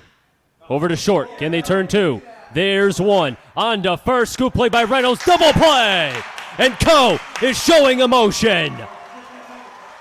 Coe wants it. The rest of the Blues want it as well. They need this game to get to a Game 3.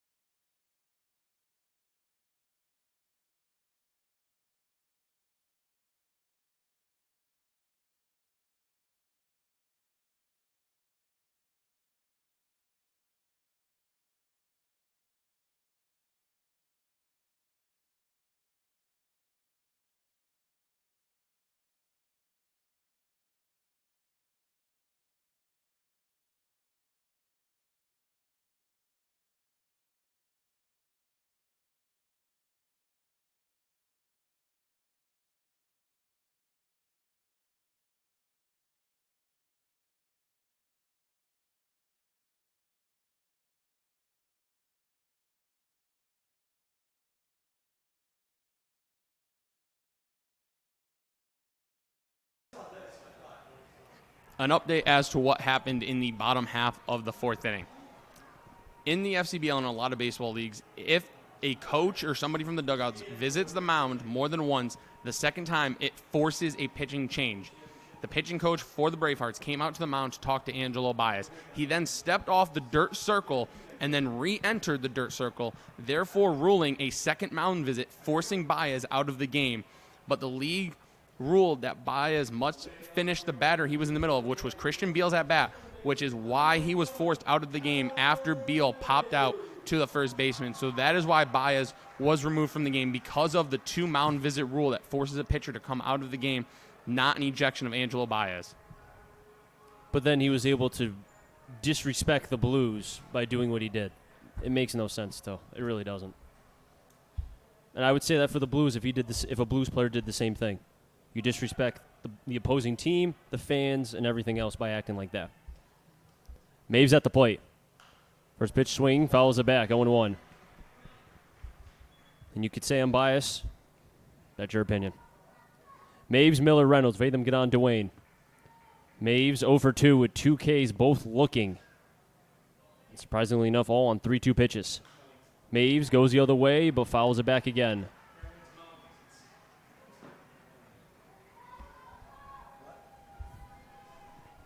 Blues down by 1. They have 7 hits, but only 2 runs to show for it. Jack Moynihan is on the bump for the Bravehearts as he came in after the whole situation with Baez. The 0-2. Maves, other way again. On the run, Rinaldi and Becker. Or correction, it'll be Martin. And it's a foul ball anyway, 0-2 still. Rinaldi at third, Martin the left fielder, Becker the shortstop. As Becker stayed at his position at short.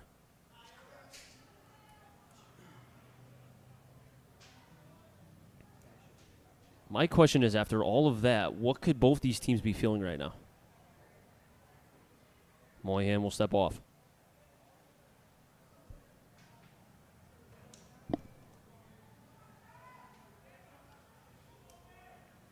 The 0-2 to Maves. Outside, 1-2.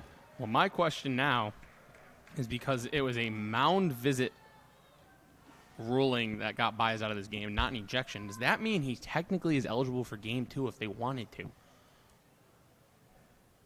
1-2. Outside, 2-2. Obviously, the Blues have to force a Game 2 before we worry about that. They're down 3-2 here in the bottom of the fifth. 3-2-1, leading 2-7-1 here at historic Muzzy Field.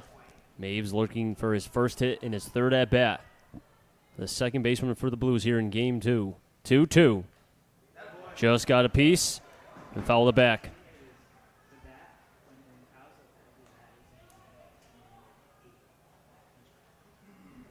Maves has been called out on strikes in both at-bats thus far.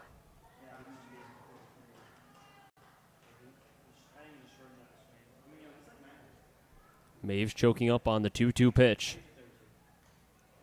And the battle continues.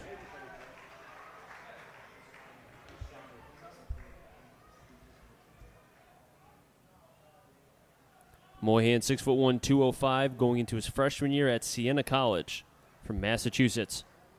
As we said, threw a no-hitter against the Blues in Game 2 of the doubleheader just a few weeks ago. Back on the bump here at Muzzy Field, 2-2. Back to Moynihan. He'll field on to first. 1-3 in the book. 1 out for the Blues here in the bottom of the fifth. That'll bring up Brandon Miller, the right fielder from St. John's.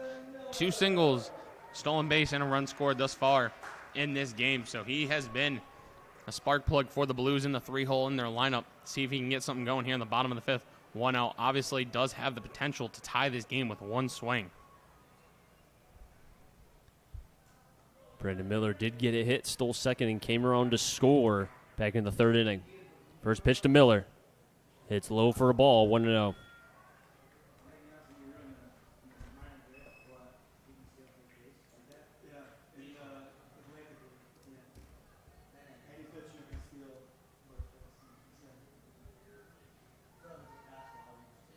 This crowd now eerily quiet after what basically took apart the last 20 to 25 minutes. Both sides just waiting for something to happen again. 1-0. Miller fouls it towards the right side, 1-1. As it went over the bullpen of the Bravehearts.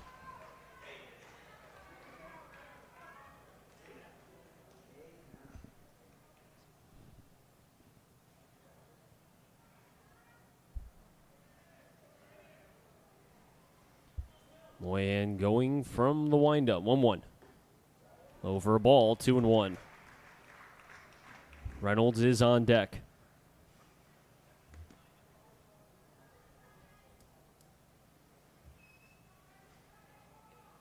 The sun directly over historic Muzzy Field. 2-1.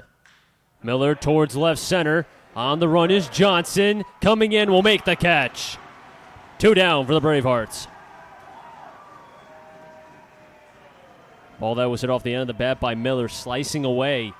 And Johnson using his closing speed to make the catch for the second out.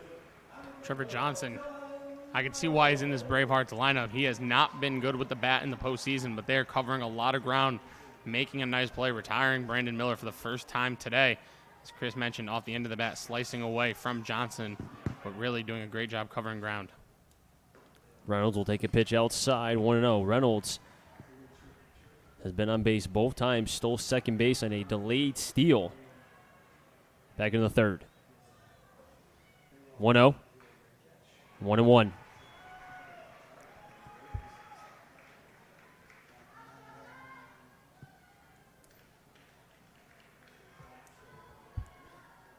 Reynolds from Connecticut does go to the Fairfield University. 1-1. Back over to Moynihan. He'll retire 2 of the 3 outs, and the Bravehearts keep the Blues scoreless. We head on to the top of the 6th. The Bravehearts will have 4, 5, 6. Rice, Rinaldi, Celli, and we come back.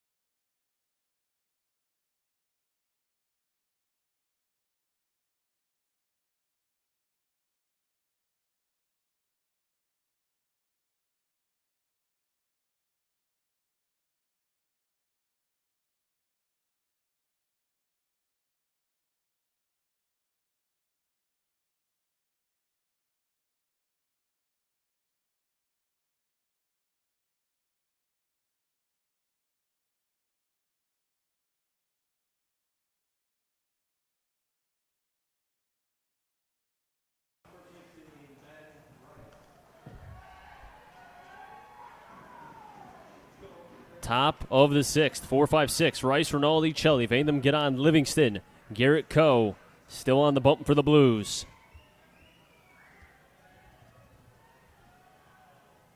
Coe left on left to Rice. Throws in a strike, 0-1.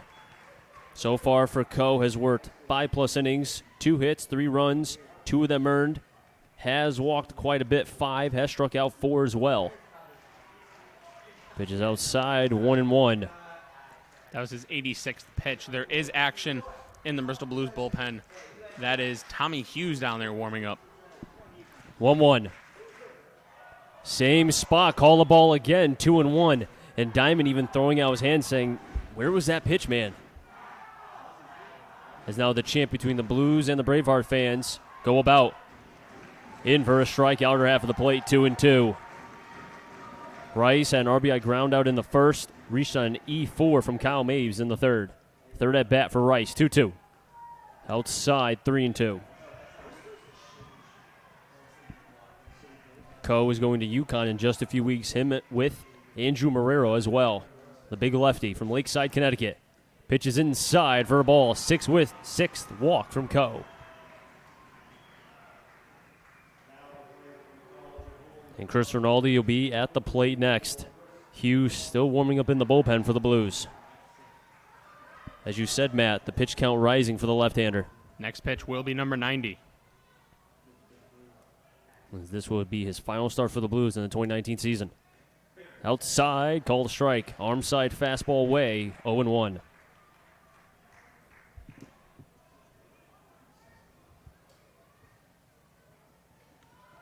Chelly is on deck. Garrett Coe during the regular season, a 1.50 ERA. The 0-1. Curveball that didn't break, 1-1.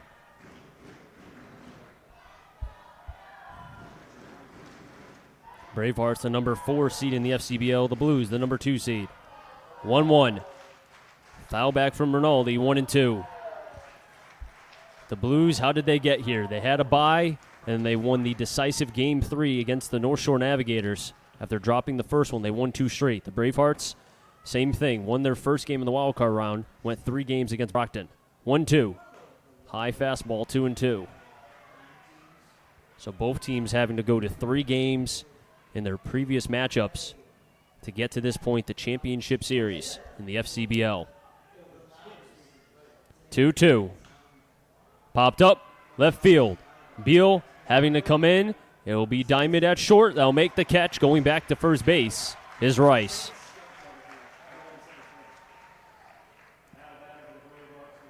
And Chelly will be up 0-1.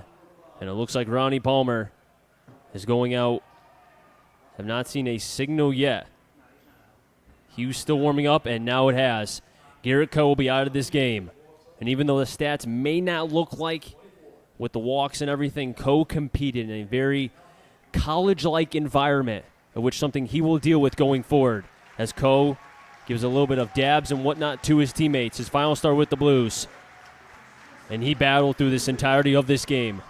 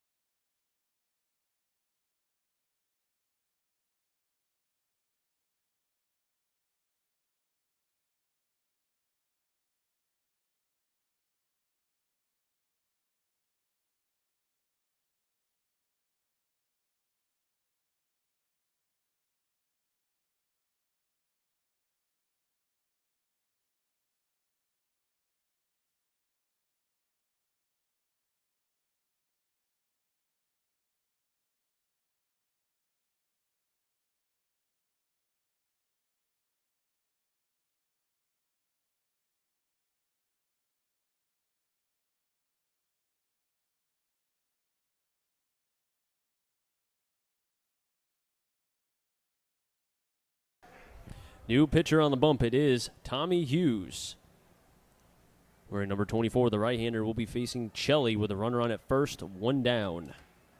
Coe's the line so far, 5 1/3, 3 runs. He's responsible for the runner on at first, 2 hits, 4 Ks, 6 walks. Hughes, first pitch to Chelly. Fastball way inside, 1-0.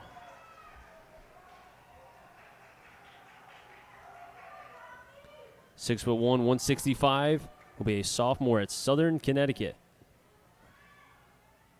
1-0. Inside, 2-0. An environment both for Hughes, Coe, and a lot of these other younger pitchers for the Blues. This is the first big atmosphere they're facing this season. 2-0. Foul back. Good cut from Chelly, 2-1. Hughes, as I said, 0-2 with a 5.25 ERA. 36 innings pitched, 43 strikeouts. Did walk 28, surrendered 35 hits. But Hughes has improved as the season continued. 2-1 runner stays. Curveball outside. Ball 3. That's a pitch typically given to Hughes. That backdoor fastball that crossed the plate, middle, and then going away. But the home plate umpire thought that was a ball. 3-1. And that hits Chelly. And that's the frustration from Hughes, not getting that curveball to the backdoor side of the plate. And again, not intentional. I'll repeat that again.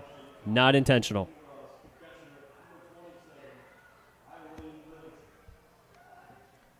Livingston, in his first 2 at-bats, flew out to left, flown out to center. I wonder if he'll keep the pattern going and fly out to right now.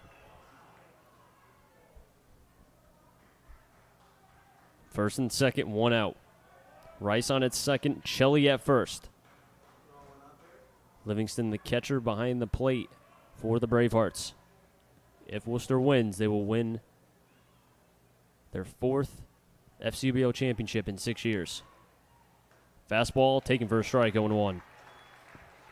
Hearts won in 14, 15, and then were co-champs last year with the Martha's Vineyard Sharks, now in the NECBL.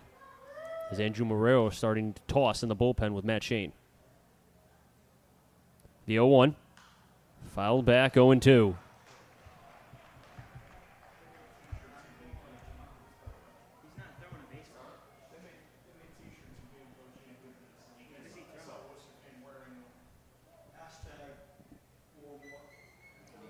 And it looks like Marrero is throwing a weighted ball.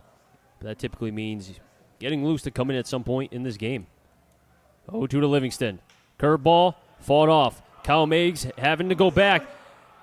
And it drops in front of both runners. Now having to bobble it. They can still get the out at third. The play, it's going to hit the runner. And the bases will be loaded as Chelly is clapping on at second base. Both Maves and Diamond running for it at the same time. Miscommunication. And because of that, the bases will be loaded.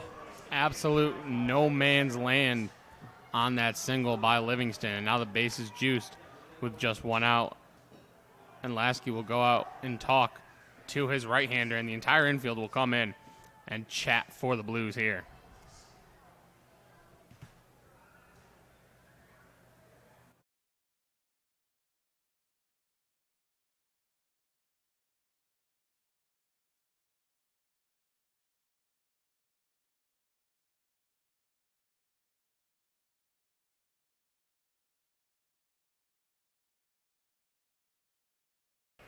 Bases loaded. Rice at third.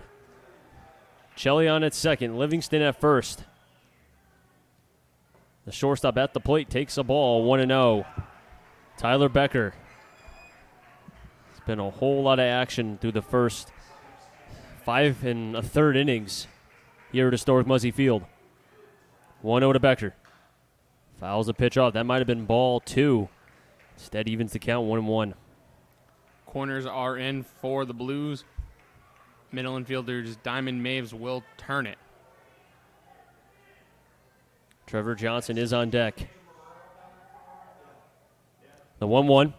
There's the curveball, another foul ball. As it doesn't matter what situation you put Tommy Hughes in, he stays composed, looks confident, not afraid to throw any of his pitches in any given moment.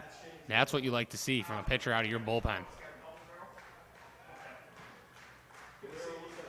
Blues crowd cheering on Hughes. Looking for the K, the 1-2. Outside, overthrown by Hughes, 2-2. Hughes in high school was 5'1", a catcher, but then grew to above 6 foot and is now a Blues pitcher as well as Southern Connecticut. 2-2. Curveball, another foul ball. Ending start off with Ben Rice walking. A fly out from Rinaldi. Hit by pitch by Chelly. Livingston able to get a squeaker just over the head of Maves when Diamond were colliding at the same time. Bases loaded. The 2-2. Curveball, hot shot through the 3-4 hole and into right field. 1 run will score. RBI single off the bat of Becker. Scoring is Rice. It's 4-2, Bravehearts.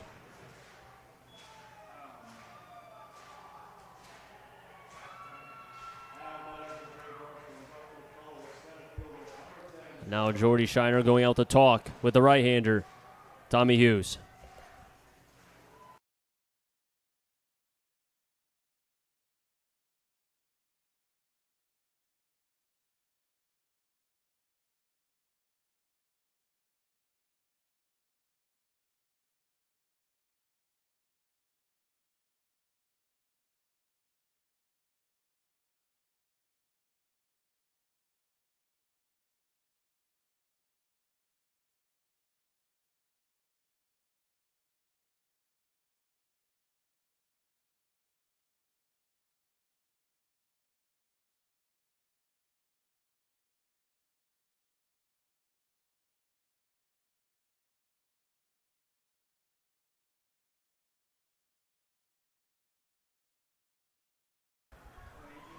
Base is still loaded. Pitching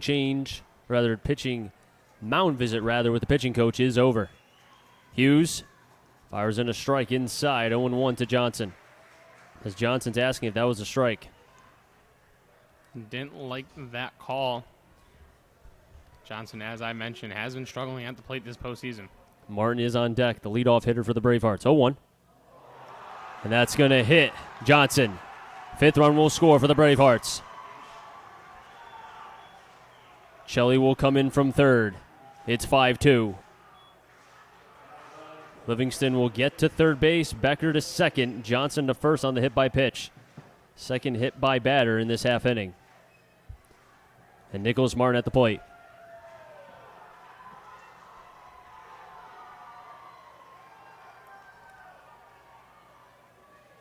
Fires a fastball outside, 1-0.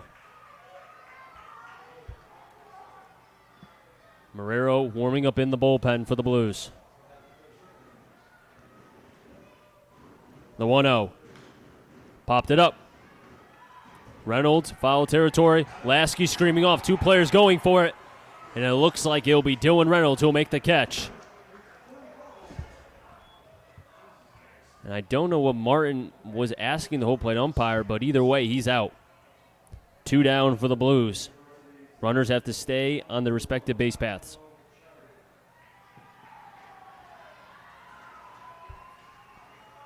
And Mariano Ricciardi is at the plate now. Ricciardi 1 for 2 with a walk. Got the first hit for the Bravehearts in the first. Curveball past Hughes and into center field. That will score 1. Here comes the second run. Runner will stay on at second base. A 2 RBI single from Mariano Ricciardi. It's 7-2. The Hearts have broken out.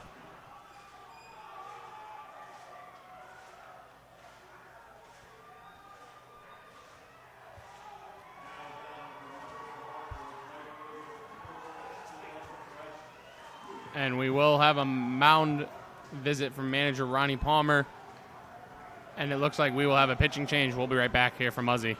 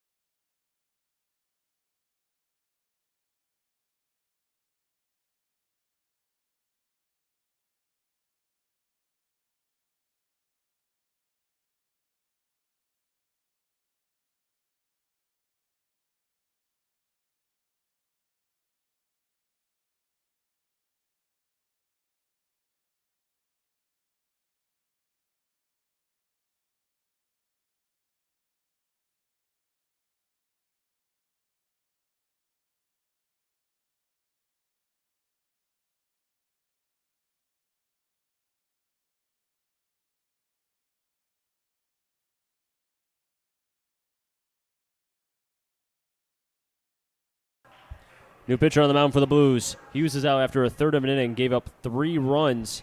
Right now is responsible for the runners on first and second. It'll be Andrew Marrero, the Connecticut product, soon-to-be product, going in just a few weeks. Marrero has really been a force in the bullpen for the Blues. We'll be facing Thrasher with 2 outs. First pitch. Foul back, 0-1. Thrasher, the 9th man to bat here in the inning for the Bravehearts.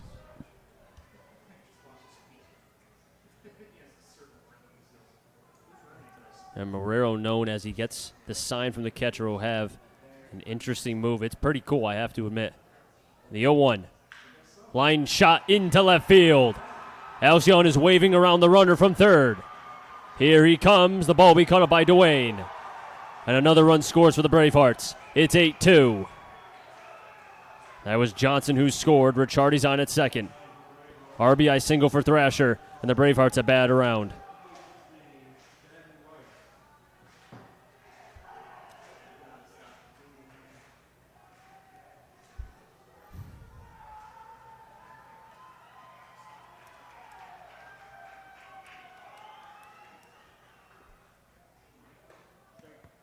Call the strike on Ben Rice, 0-1.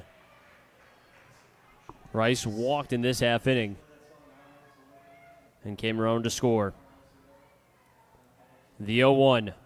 Slider, low, 1-1. Marrero, 5'10", 170 from New Haven, Connecticut. Went to Wilbert Cross, a high school in New Haven, Connecticut. The 1-1. Slider, swing and a miss, 1-2. That run that scored is responsible on Hughes. So far has given up 4 runs. Ricciardi is that 5th run if it came around to score. 1-2 to Rice. Swing and a miss. Belaski could not hold on to it. So another life for Ben Rice.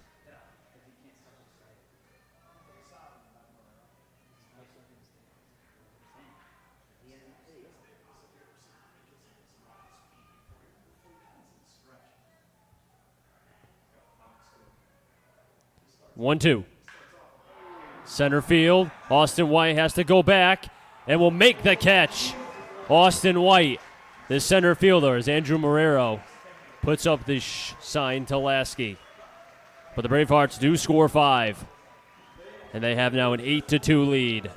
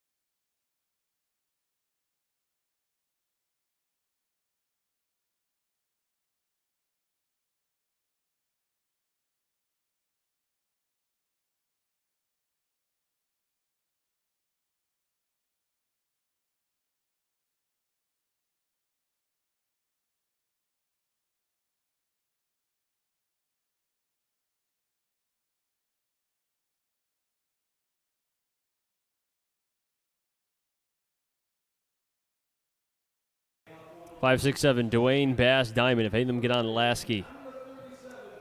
Bravehearts exploded in the top half. Scored 5 runs to make an 8-2 score. 6-run lead for the Hearts. Looking to win their 4th championship. They were champs in 14 and 15, co-champs in 18. They hold on to this lead. They'll be the 4th champ in 6 years. Fastball outside, 1-0 to Buddy Duane. Duane popped out to short in the first, then in the third flew out to center. Was 6 for 17 in the postseason coming into today.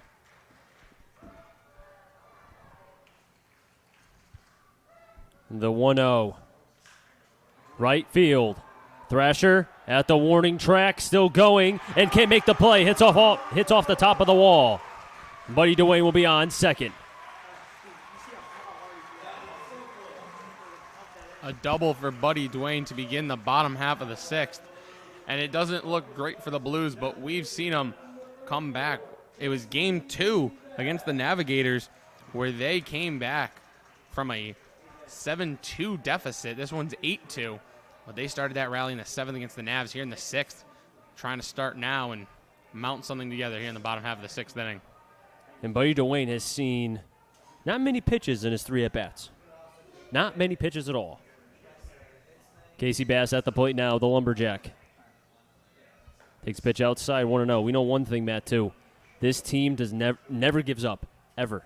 It does not matter. There's been a couple times where you could tell maybe just because of days off and such, but this Blues team always fights.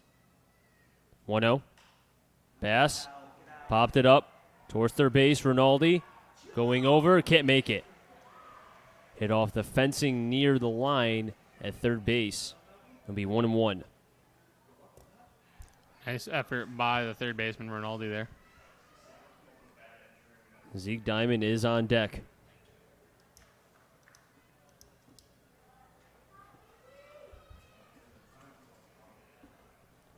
Buddy Dwayne starts off this game with a double. Casey Bass 0 for 2, a ground out and a K. The 0-1 to the Lumberjack. Fouls it off, this time to the right side. Went to left, now right. 1-2.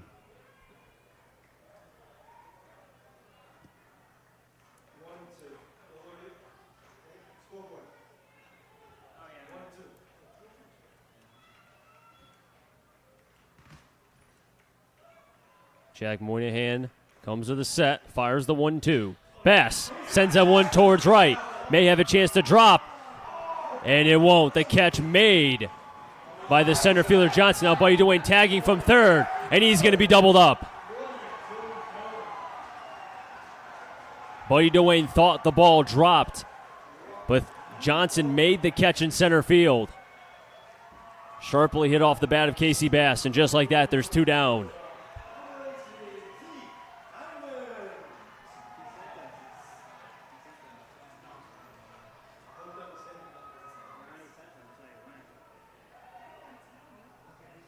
And Zeke Diamond at the plate now with 2 outs. Johnson making plays to his left and right here tonight. Outside for a ball, 1-0. Made a similar play earlier to his glove side just a few innings ago. 1-0. Swing to miss from Diamond, 1-1.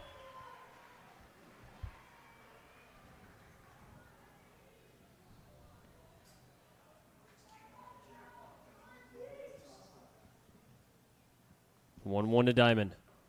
Inside, 2-1.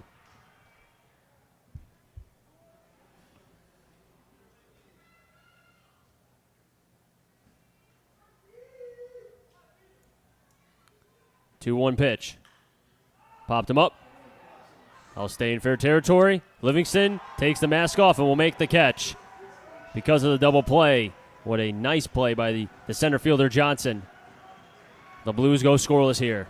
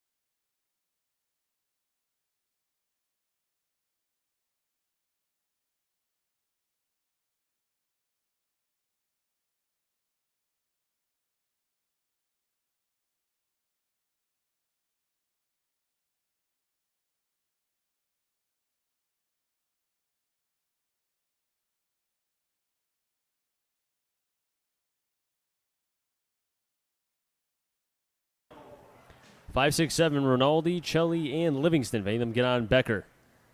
Marrero in for his first clean inning of work. Coe started off. Hughes came in after. First pitch high for a ball, 1-0. Rinaldi 0 for 2 with a walk. Back in the third. The 1-0. 1-1. Blues running out of outs. Only have 9 left to play with as we're on the top of the 7th. 1-1. Slider fouled. 1-2.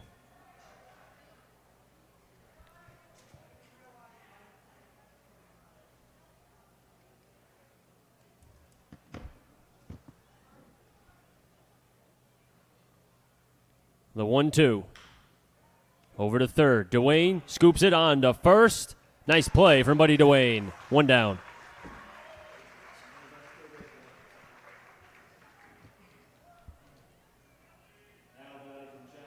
Mac Chelly at the plate now.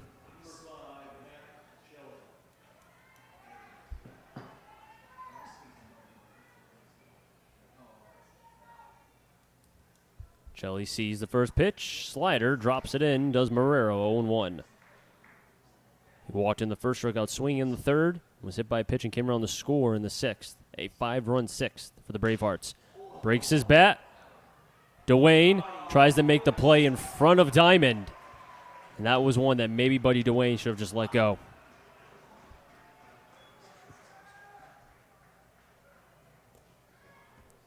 And Livingston will be up with 1 out.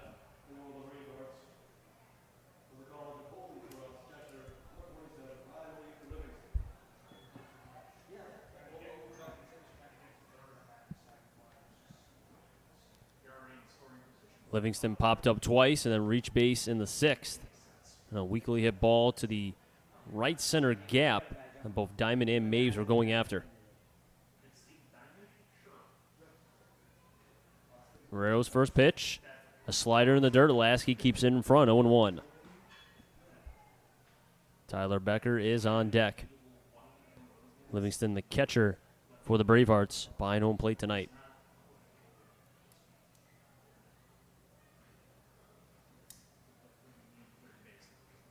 Oh, 1, runner stays. Another swing and a miss. 1-2, or rather 0-2.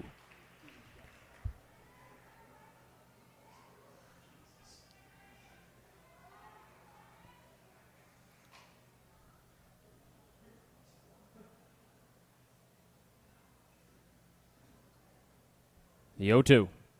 Slider to low, 1-2. Lasky reassuring Marrero. That's a good pitch right there. Good miss and an 0-2 count. 3 straight sliders for Marrero. Will he go back to the well again or come with the fastball? 1-2. Goes slider, gets the strike 3 call. As Livingston goes down swinging. First K for Marrero.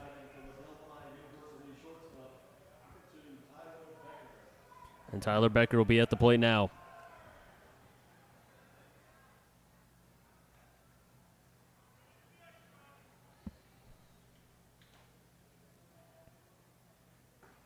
First pitch, swing and a miss, 0-1. Foul tipped into the mid of Lasky.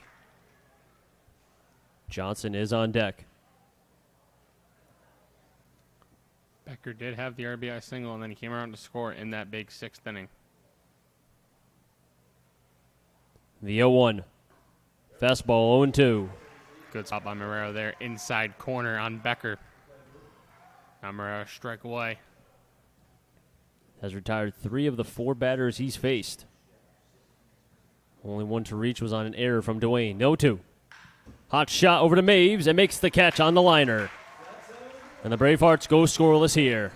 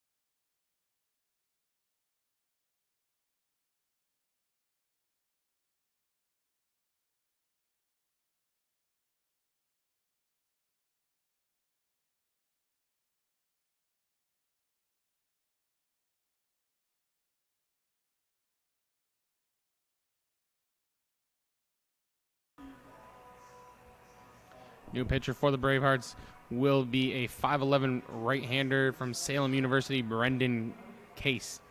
In the regular season, 1-0 with a 2.70 ERA in 10 games. Had 10 innings, 13 Ks, just 5 walks thus far in the playoffs. 2 games, 2 innings, 4 Ks, and no walks, just 2 hits allowed.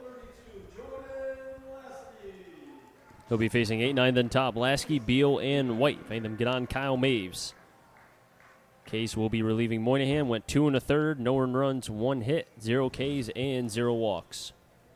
So a good outing from Jack Moynihan as he's trying to help his Bravehearts get their 4th FCBL championship in 6 years. Case going from the windup. Fires a pitch outside, 1-0. Lasky 1 for 2, single to right field. Back in the 4th. And advanced to second on a balk from Baez. 1-0. Outside again, 2-0.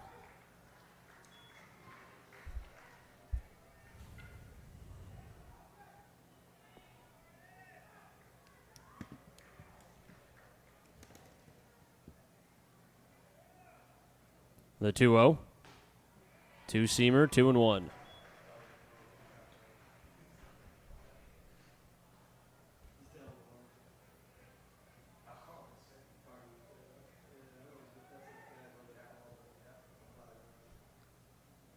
The 2-1. Fouled to the backstop, 2-2.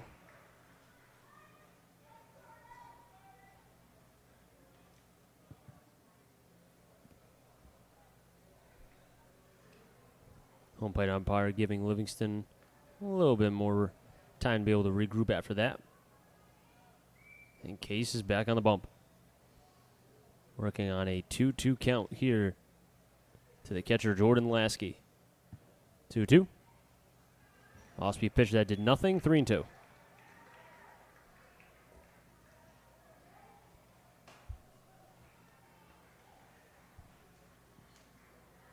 Blues have 9 outs left of their season potentially. If they lose, it's over. Bravehearts win. They will be the champions. Payoff pitch. Lasky, weakly hit. Shortstop makes the stretch and can't make the play. Becker was giving off the reaction like he caught it, but the ball just went over his head, so 2 hits for Lasky. And Christian Beal will be at the plate. Blues had a leadoff run around with Buddy Dwayne. He had a double back in the 6th. But then a double play, of which he thought Johnson did not make the catch, but he did. That's how he got doubled up. Beal's 0 for 2, 2 pop-ups. Pitches in the dirt, 1-0.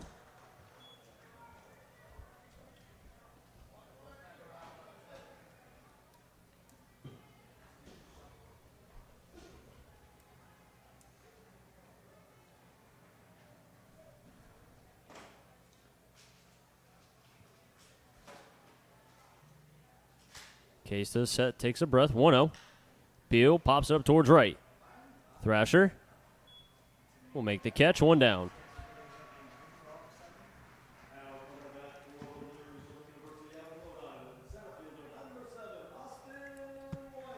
And Austin White will be at the plate with 1 down.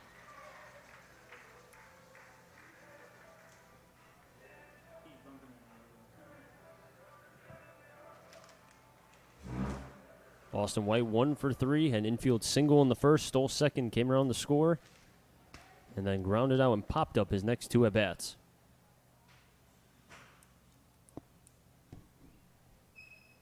White pulls the bunt in front of Case. He'll field, throws it to first, not in time. A bunt single for Austin White, his 2nd hit tonight.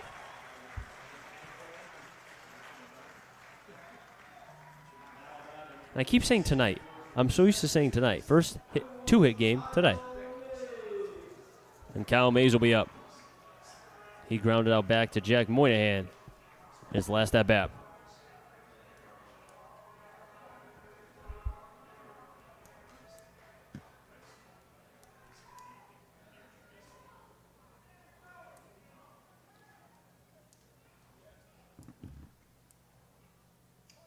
Maves another bunt. Back to Case again. He'll throw it to first, and we'll get the out this time. But the runners advance.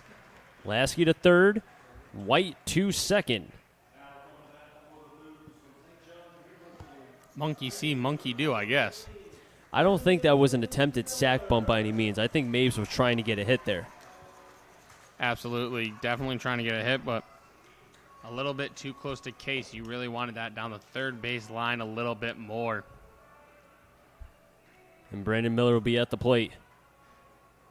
And we might see a lefty-lefty matchup move here because Miller can put the Blues back in this with one swing. No signal has been made yet, and it looks like they'll just have a talk before dealing with the very tough out in Brandon Miller.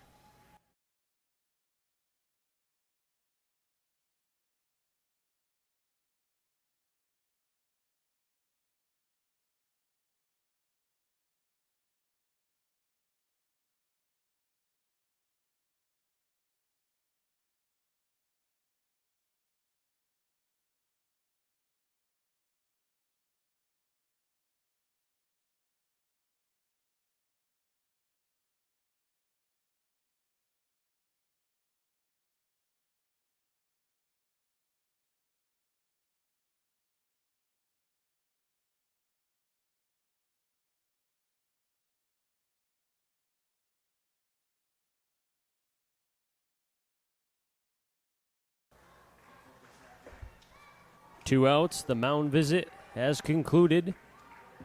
And at the plate will be Brandon Miller. White at second, Lasky on at third. Both URI products. Miller, part of St. John's. Takes pitch inside for a ball, 1-0. Dylan Reynolds is on deck if it gets that far.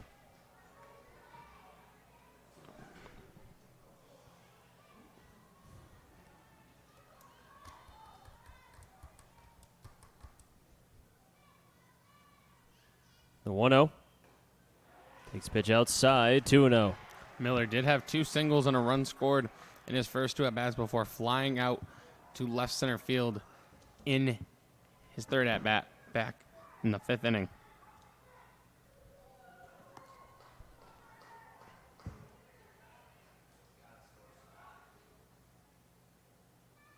The 2-0. Miller taking all the way, 2-1.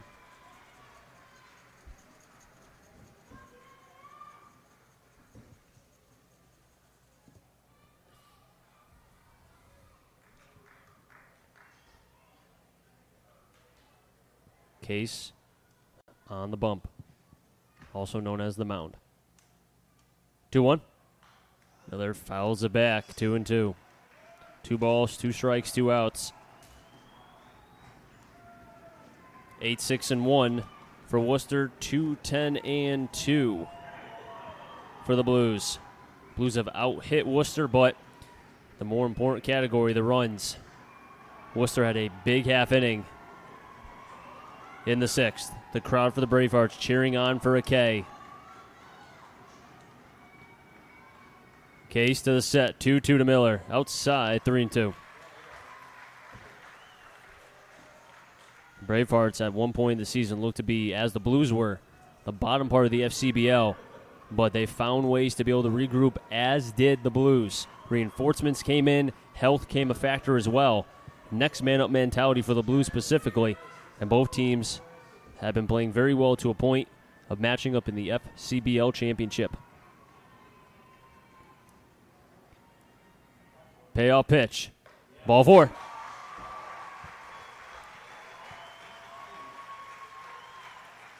And Dylan Reynolds will be at the plate now.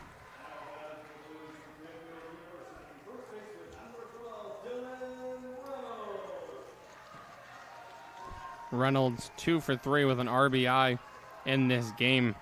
Just like Miller, first 2 at-bats were where his hits came. His last at-bat grounded out back to the pitcher.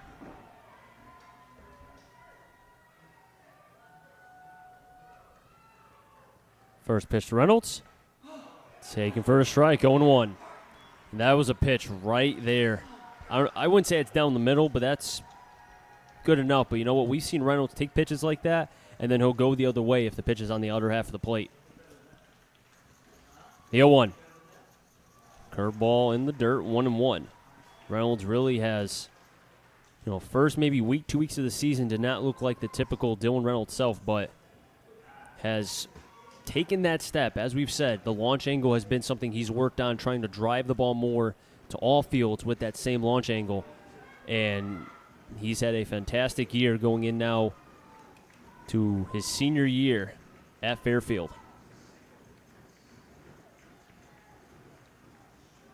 The 1-1 to Reynolds. Outside, 2-1.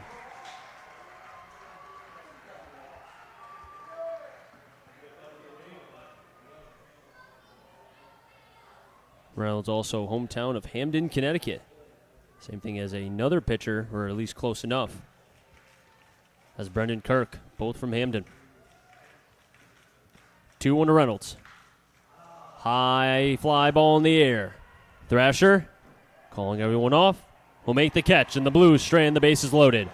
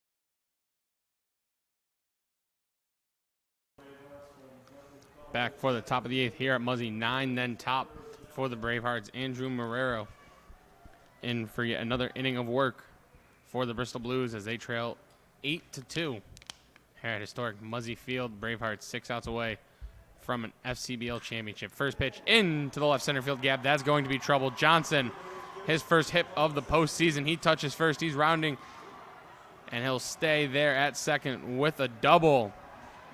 A little hip thrust on the bag. A leadoff double for the 9-hitter of the Bravehearts. That's the first hit given up by Marrero since he's been in relief. He came in the 6th. Did give up a couple runs. Were not responsible, to him at least, but his first hit surrendered in this game with Martin at the plate now.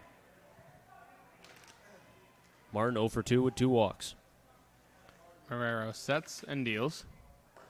Missing low and out, 1-0.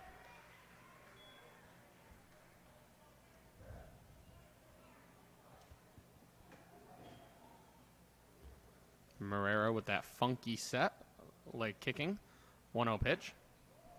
Low for a ball, 2-0. Marrero in the regular season, 2.42 ERA. Does have 2 saves, though, during that time. 7 innings pitched, 10 strikeouts, 3 walks, 7 hits.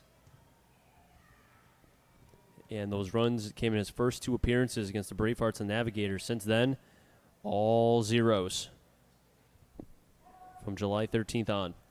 2-0 pitch, roped into left field, down the line. That'll score another. Extra bases yet again. Martin, a stand-up double back-to-back here in the top of the 8th. And the Bravehearts now have a 9-2 lead. And that is the first run given up by Marrero in the postseason. And that was a missile off the bat of Martin.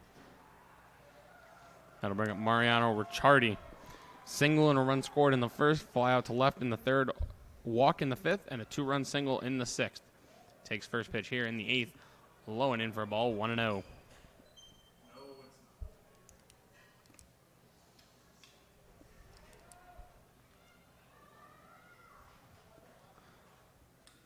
Pitch. Fouled off, 1-1.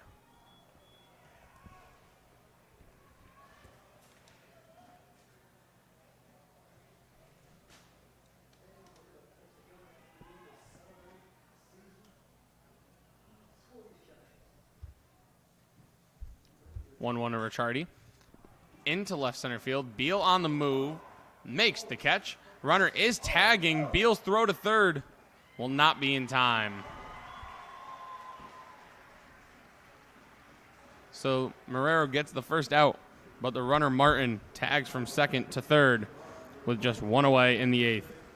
And it's hard for an outfielder when your body is kind of contorting like Beal's was. Martin was able to read that ball as it was caught.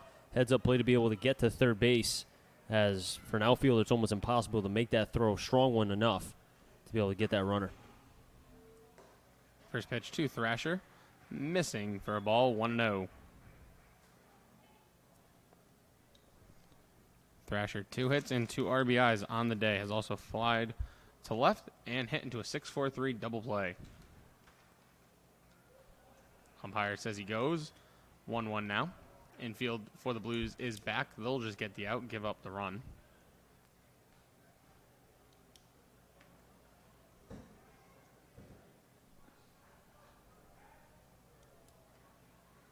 Marrero sets and deals. And he hits Thrasher. As he looks very disappointed in that. And, you know, I'm not in Marrero's head, but down 9-2, I do not think that was intentional, Mr. Thrasher. Well, it's just like the same thing with Ricciardi when Coe was pitching. Why would anybody, in a game like this, why would anybody want to put any base runners on? Doesn't make any sense. That'll bring up the DH Ben Rice. First pitch. High and out for a ball, 1-0.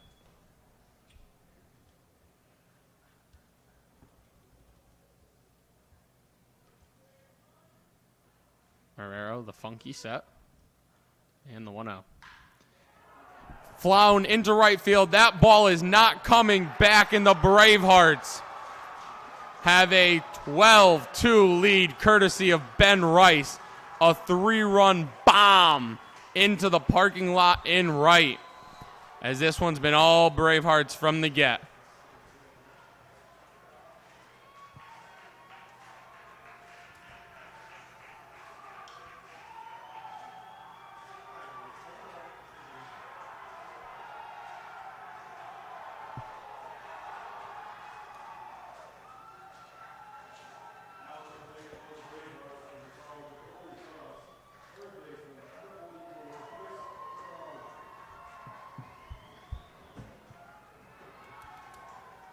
And that'll bring up third baseman Chris Rinaldi.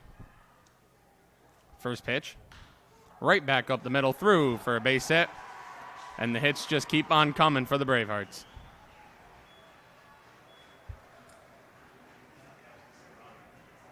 A team in the Bravehearts that has been hitting the entirety of the season. Regular season, they were hitting 271. Postseason, 269. And this looks like a Blues team that has just run out of gas. They've fought through the entirety of this postseason. You know, the last couple of weeks. You know what? Blues players, fans, nothing to be ashamed of at all. They fought through as much as they could. There's nothing much else they could do. And we'll have a pitching change here at Muzzy. We'll be back.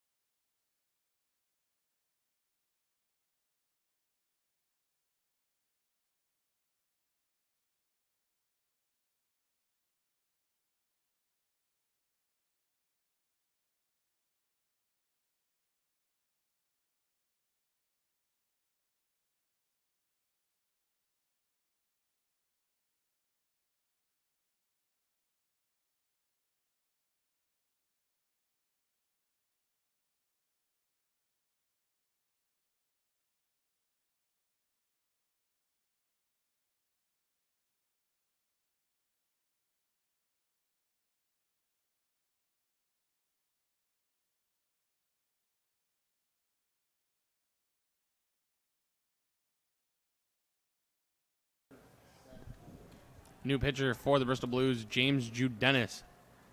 This is his second appearance in the playoffs. Has one save in an innings pitch. That was the clincher against the Navs. First pitch, called a strike on Chelly. 0-1. In the regular season, Judenis was mainly a starter. 9 of his 11 appearances, worst starts, went 1-3 with a 5.32 ERA. 0-1 into left field. Beal comes in, makes the catch, 2 away. I'll bring up the catcher Livingston with 2 outs. Or correction, nope, will be 2 outs. Been a long, long 8th inning. Bravehearts scored respectively 5 in the 6th, and then so far 4 here in the 8th.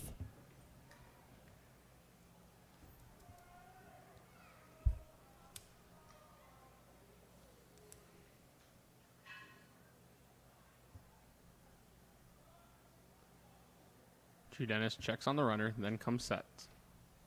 Pitch.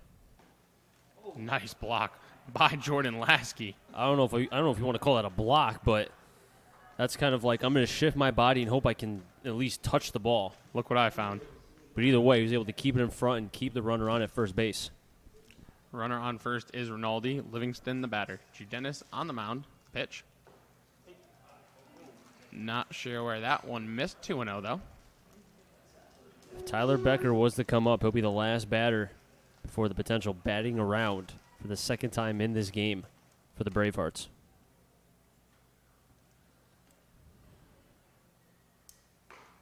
That one's right down the middle for a strike. 2-1. It just looks like with being in the bullpen that Judenis has a little bit extra, not having to stretch himself out for 5-6 innings, can kind of just empty the tank. I think he is a solid reliever, and Hartford should be seeing how good he is out of the pen. The 2-1. Missing low. 3-1 now. Because they also have Will Nowak. Hartford's going to be pretty good next year. You think about Judenis, you have Nowak, you have Thrasher. We saw another player for the Starfires from Hartford too, Kellogg.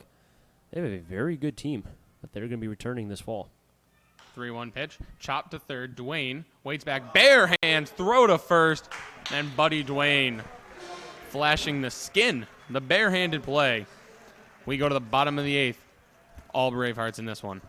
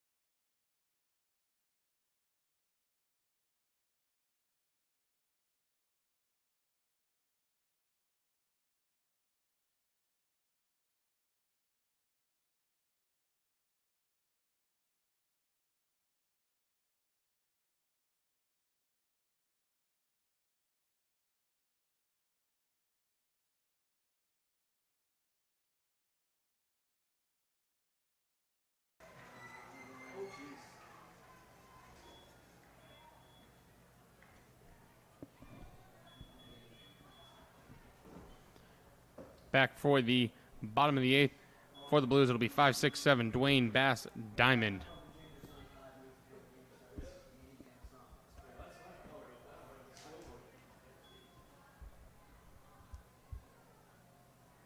As there is a new arm out there for the Bravehearts. First pitch, broken bat for Dwayne, 0-1. 32, McCabe Sargent. We a junior at St. Leo from Florida. As Case did go 1 inning. We'll wrap up his numbers in just a second as we redo our book. Case went 1 inning, 2 hits.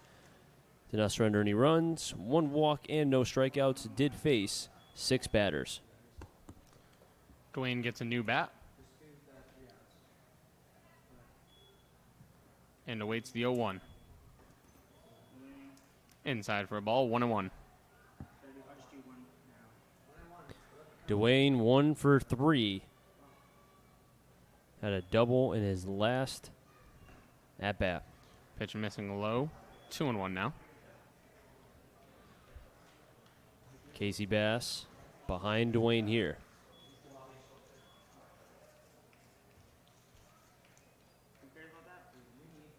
Two one to Dwayne. And there for a strike, 2-2.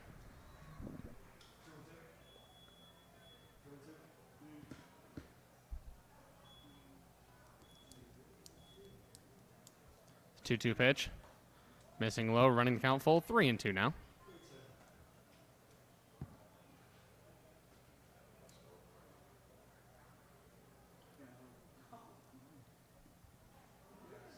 The payoff pitch to Dwayne.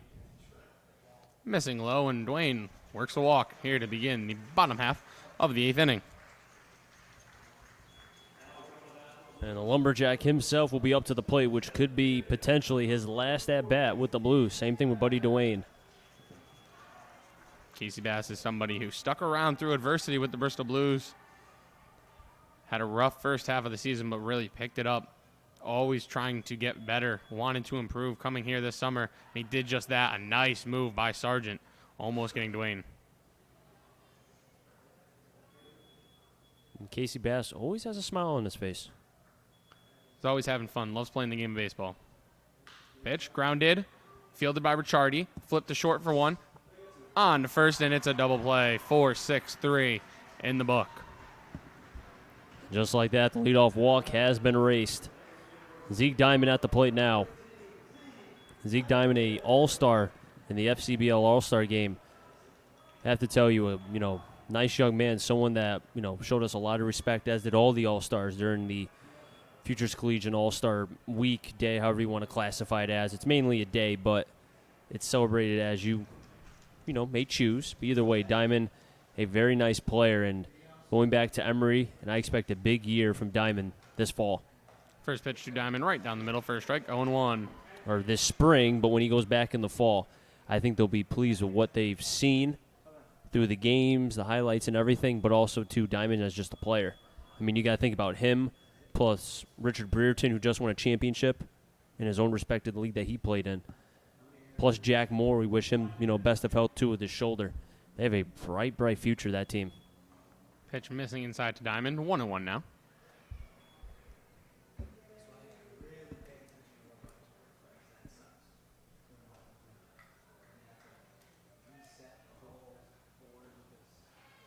In there for a strike. Diamond doesn't like the call. 1-2 now. Diamond 1 for 3, singled up the middle and stole second. Back in the bottom of the second. Bravehearts crowd clapping their hands and stomping their feet. Sargent looking to get out of the 8th. Pitch. Chopped. Fielded by Becker at short. Throw to first. In time, and the Bravehearts are up 12-2 as we head to the 9th. 3 outs away from an FCBL championship.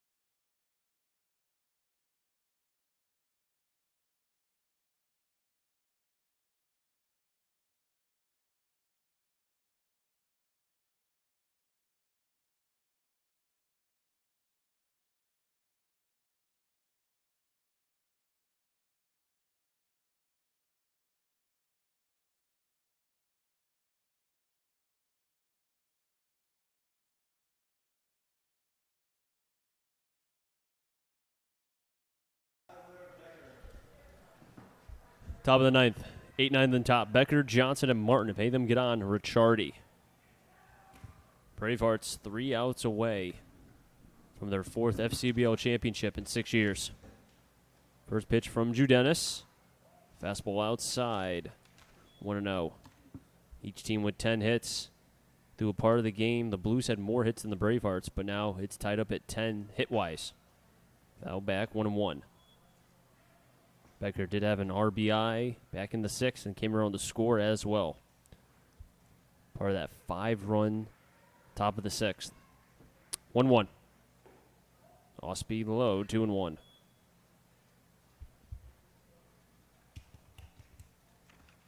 As the entire Blues bullpen has come into the dugout. Foul back, 2-2.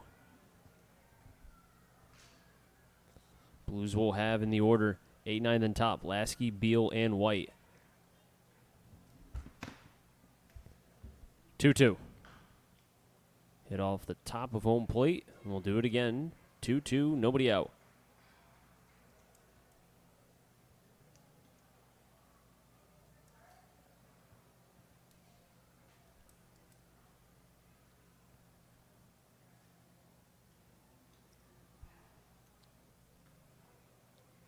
Lasky gets his glove, puts it back in his hand, and here we go. 2-2. Inside, 3-2. Looked like something got onto the field and Christian Beal had to remove it from the field. Payoff pitch. Over to Dwayne. He fields. Taps the glove once on to first. 1 down. And Trevor Johnson, who's made a couple spectacular plays in center field, will be at the plate with 1 out. Did double and score in his last at-bat. That was in the 4-run 8th inning for the Bravehearts.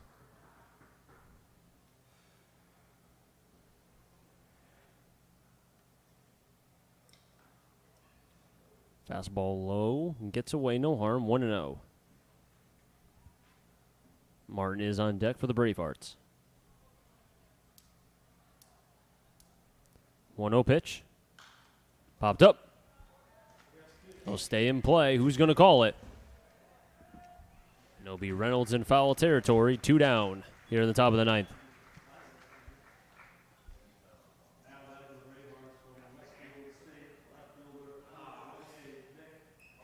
Nick Martin, who hit a rope down to left field, scored a couple runs in his last at bat in the 8th.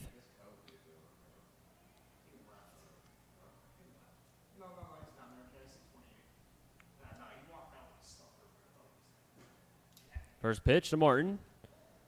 Breaking ball outside and low, 1-0.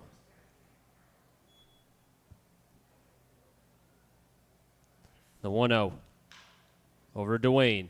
He fields. Nice play from Dwayne on to first.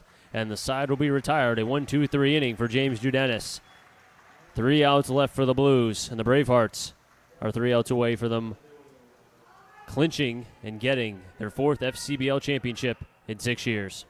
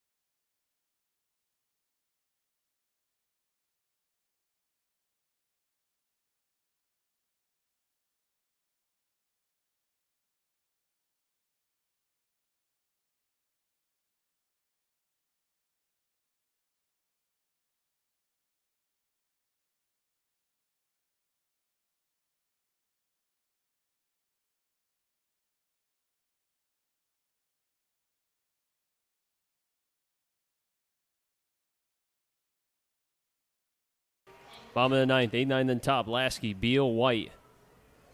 And Sargent will be in this game to close it out. Bravehearts up 12-2. First pitch to Lasky, swings at it and foul, 0-1. Bravehearts scored 2 in the first, 5 in the sixth, and 4 in the eighth, and also had 1 in the third. The 0-1. Breaking ball low, 1-1. Livingston tried to frame that pitch back up to the strike zone, but called the ball regardless.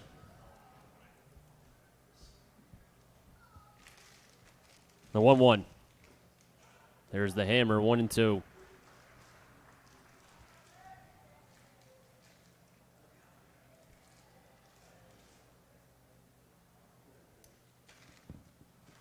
Sargent to the set high. 1-2. Over to third. Backhand, or not backhand, but a spin move by Rinaldi, and a scoop from Chelly makes the play. Rinaldi kind of ranging over to the glove side. Got the ball, turned around. 360 turn, toss it over to first. Chelly with the scoop, 1 down.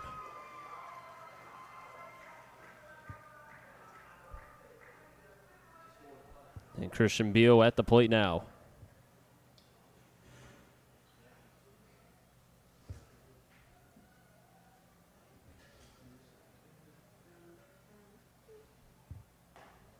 First pitch outside, 1-0. And the Blues are down to their last 2 outs.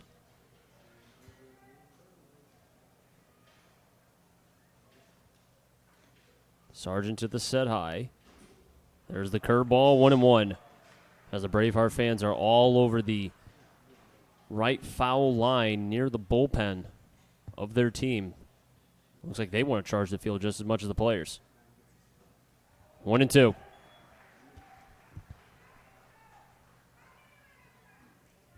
Blues had what was a fantastic season. You know, when the season started, we thought, you know what, this might just be another year. They were, 7 in. Ball popped up. Foul territory. Chelly has plenty of room. And it goes foul at the last second. As Chelly is showing the ball off like he caught it, but that ball went foul. But just going back to what I was saying, this team started out the bottom of the FCBL, both them and the Starfires, and both myself, my partner, and other people thought that maybe it just wasn't their year. But credit to the players, the staff, the organization, stuck with it. Reinforcements came after, and they ended up winning 31 games, 31-23 in the regular season. Outside in the dirt, no harm though, nobody on base, 2-2. We saw All-Stars Dwayne, Diamond, Nowak, Nyman, thank you, Fiello. I mean, there were chances that Locke and Beal and Reiner had a chance also to get into the game. Inside, 3-2. This Blues team, last year's team was fantastic just because they had a lot of grit. And the same thing here. The one thing you're going to get with a Blues team is they always will compete, no matter what. And we saw that this year. They competed. They fought through all adversity. 3-2 high, ball 4. And Austin White will be at the plate now in what will be his final at-bat with the Blues.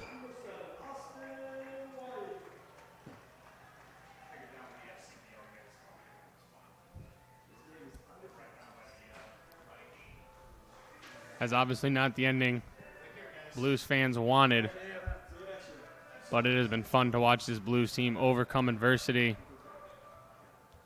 fight through everything, and make it all the way to the FCBL championship. First pitch, low, 1-0.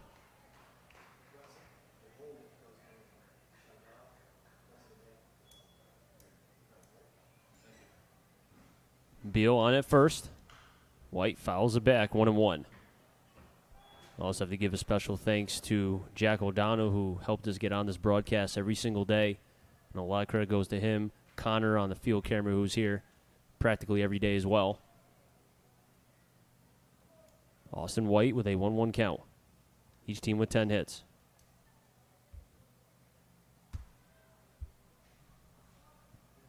Outside, 2-1.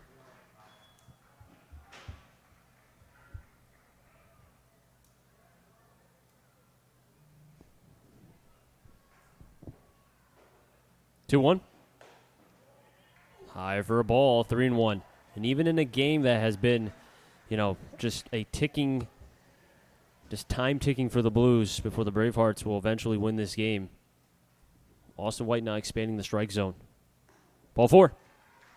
And I feel like, man, in a lot of ways, it's very poetic that on the final at bat for Austin White, he does what he's done the entire season, and that's walk.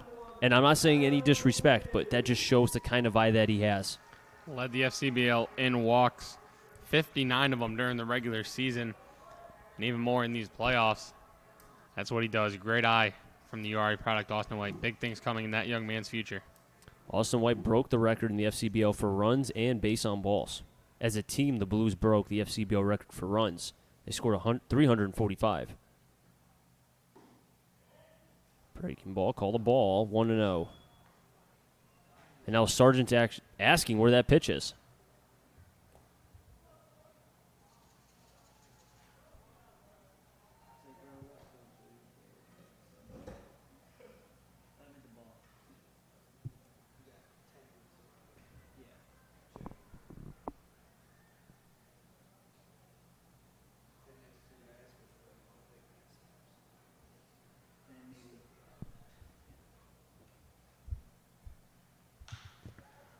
Over to third.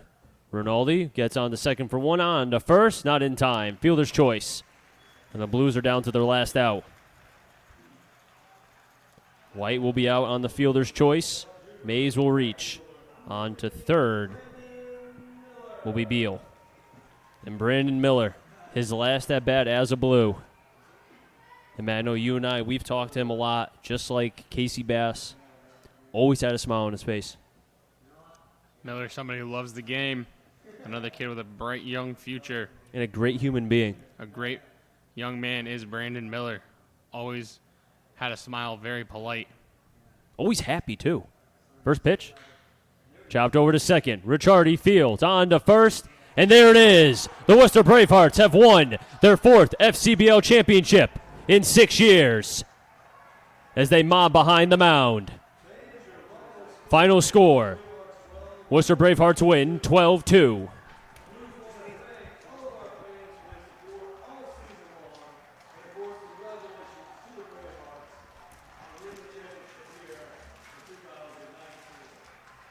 Once again, congratulations to the Bravehearts organization. Another championship for them.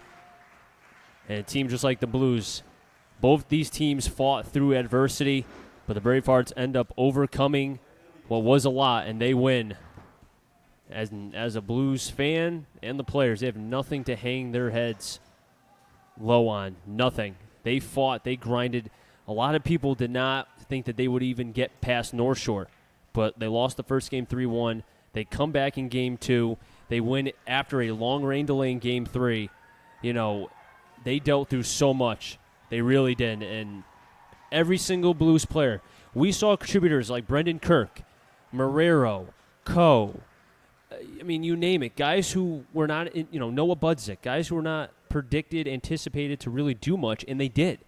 Pfaffenbickler came up with some, space as well. It took an entire team effort to get themselves to this point. And, this Blues team, it was a lot of fun to broadcast. It really was. It was fun to watch these guys grow. The standout in the growing category was Casey Bass. It was fun to watch them overcome adversity as a team. Started out 5-10, rattled off 7 in a row at one point, and it was just so much fun to watch this Bristol Blues team do what they did all the way to the FCBL championship. Obviously not the ending they wanted or had hoped for, but again, Chris, you mentioned nothing to be ashamed of. Matt, any final thoughts? It's been a heck of a ride, Chris. Thanks for having me on. Hey, heck of a job, man. Seriously. Also, thanks to Jack and Connor and everyone else. It was a fine season, but the Blues lose in the FCBL championship. So for the last time, for Matt Pollock, Jack O'Donnell, Connor, and everyone in the Bristol Blues organization, thank you again, and so long here from historic Muzzy Field. The Worcester Bravehearts are your 2019 FCBL champions, I should say. 4th time in their last 6 years. We'll see you in 2020, everybody. Have a good one.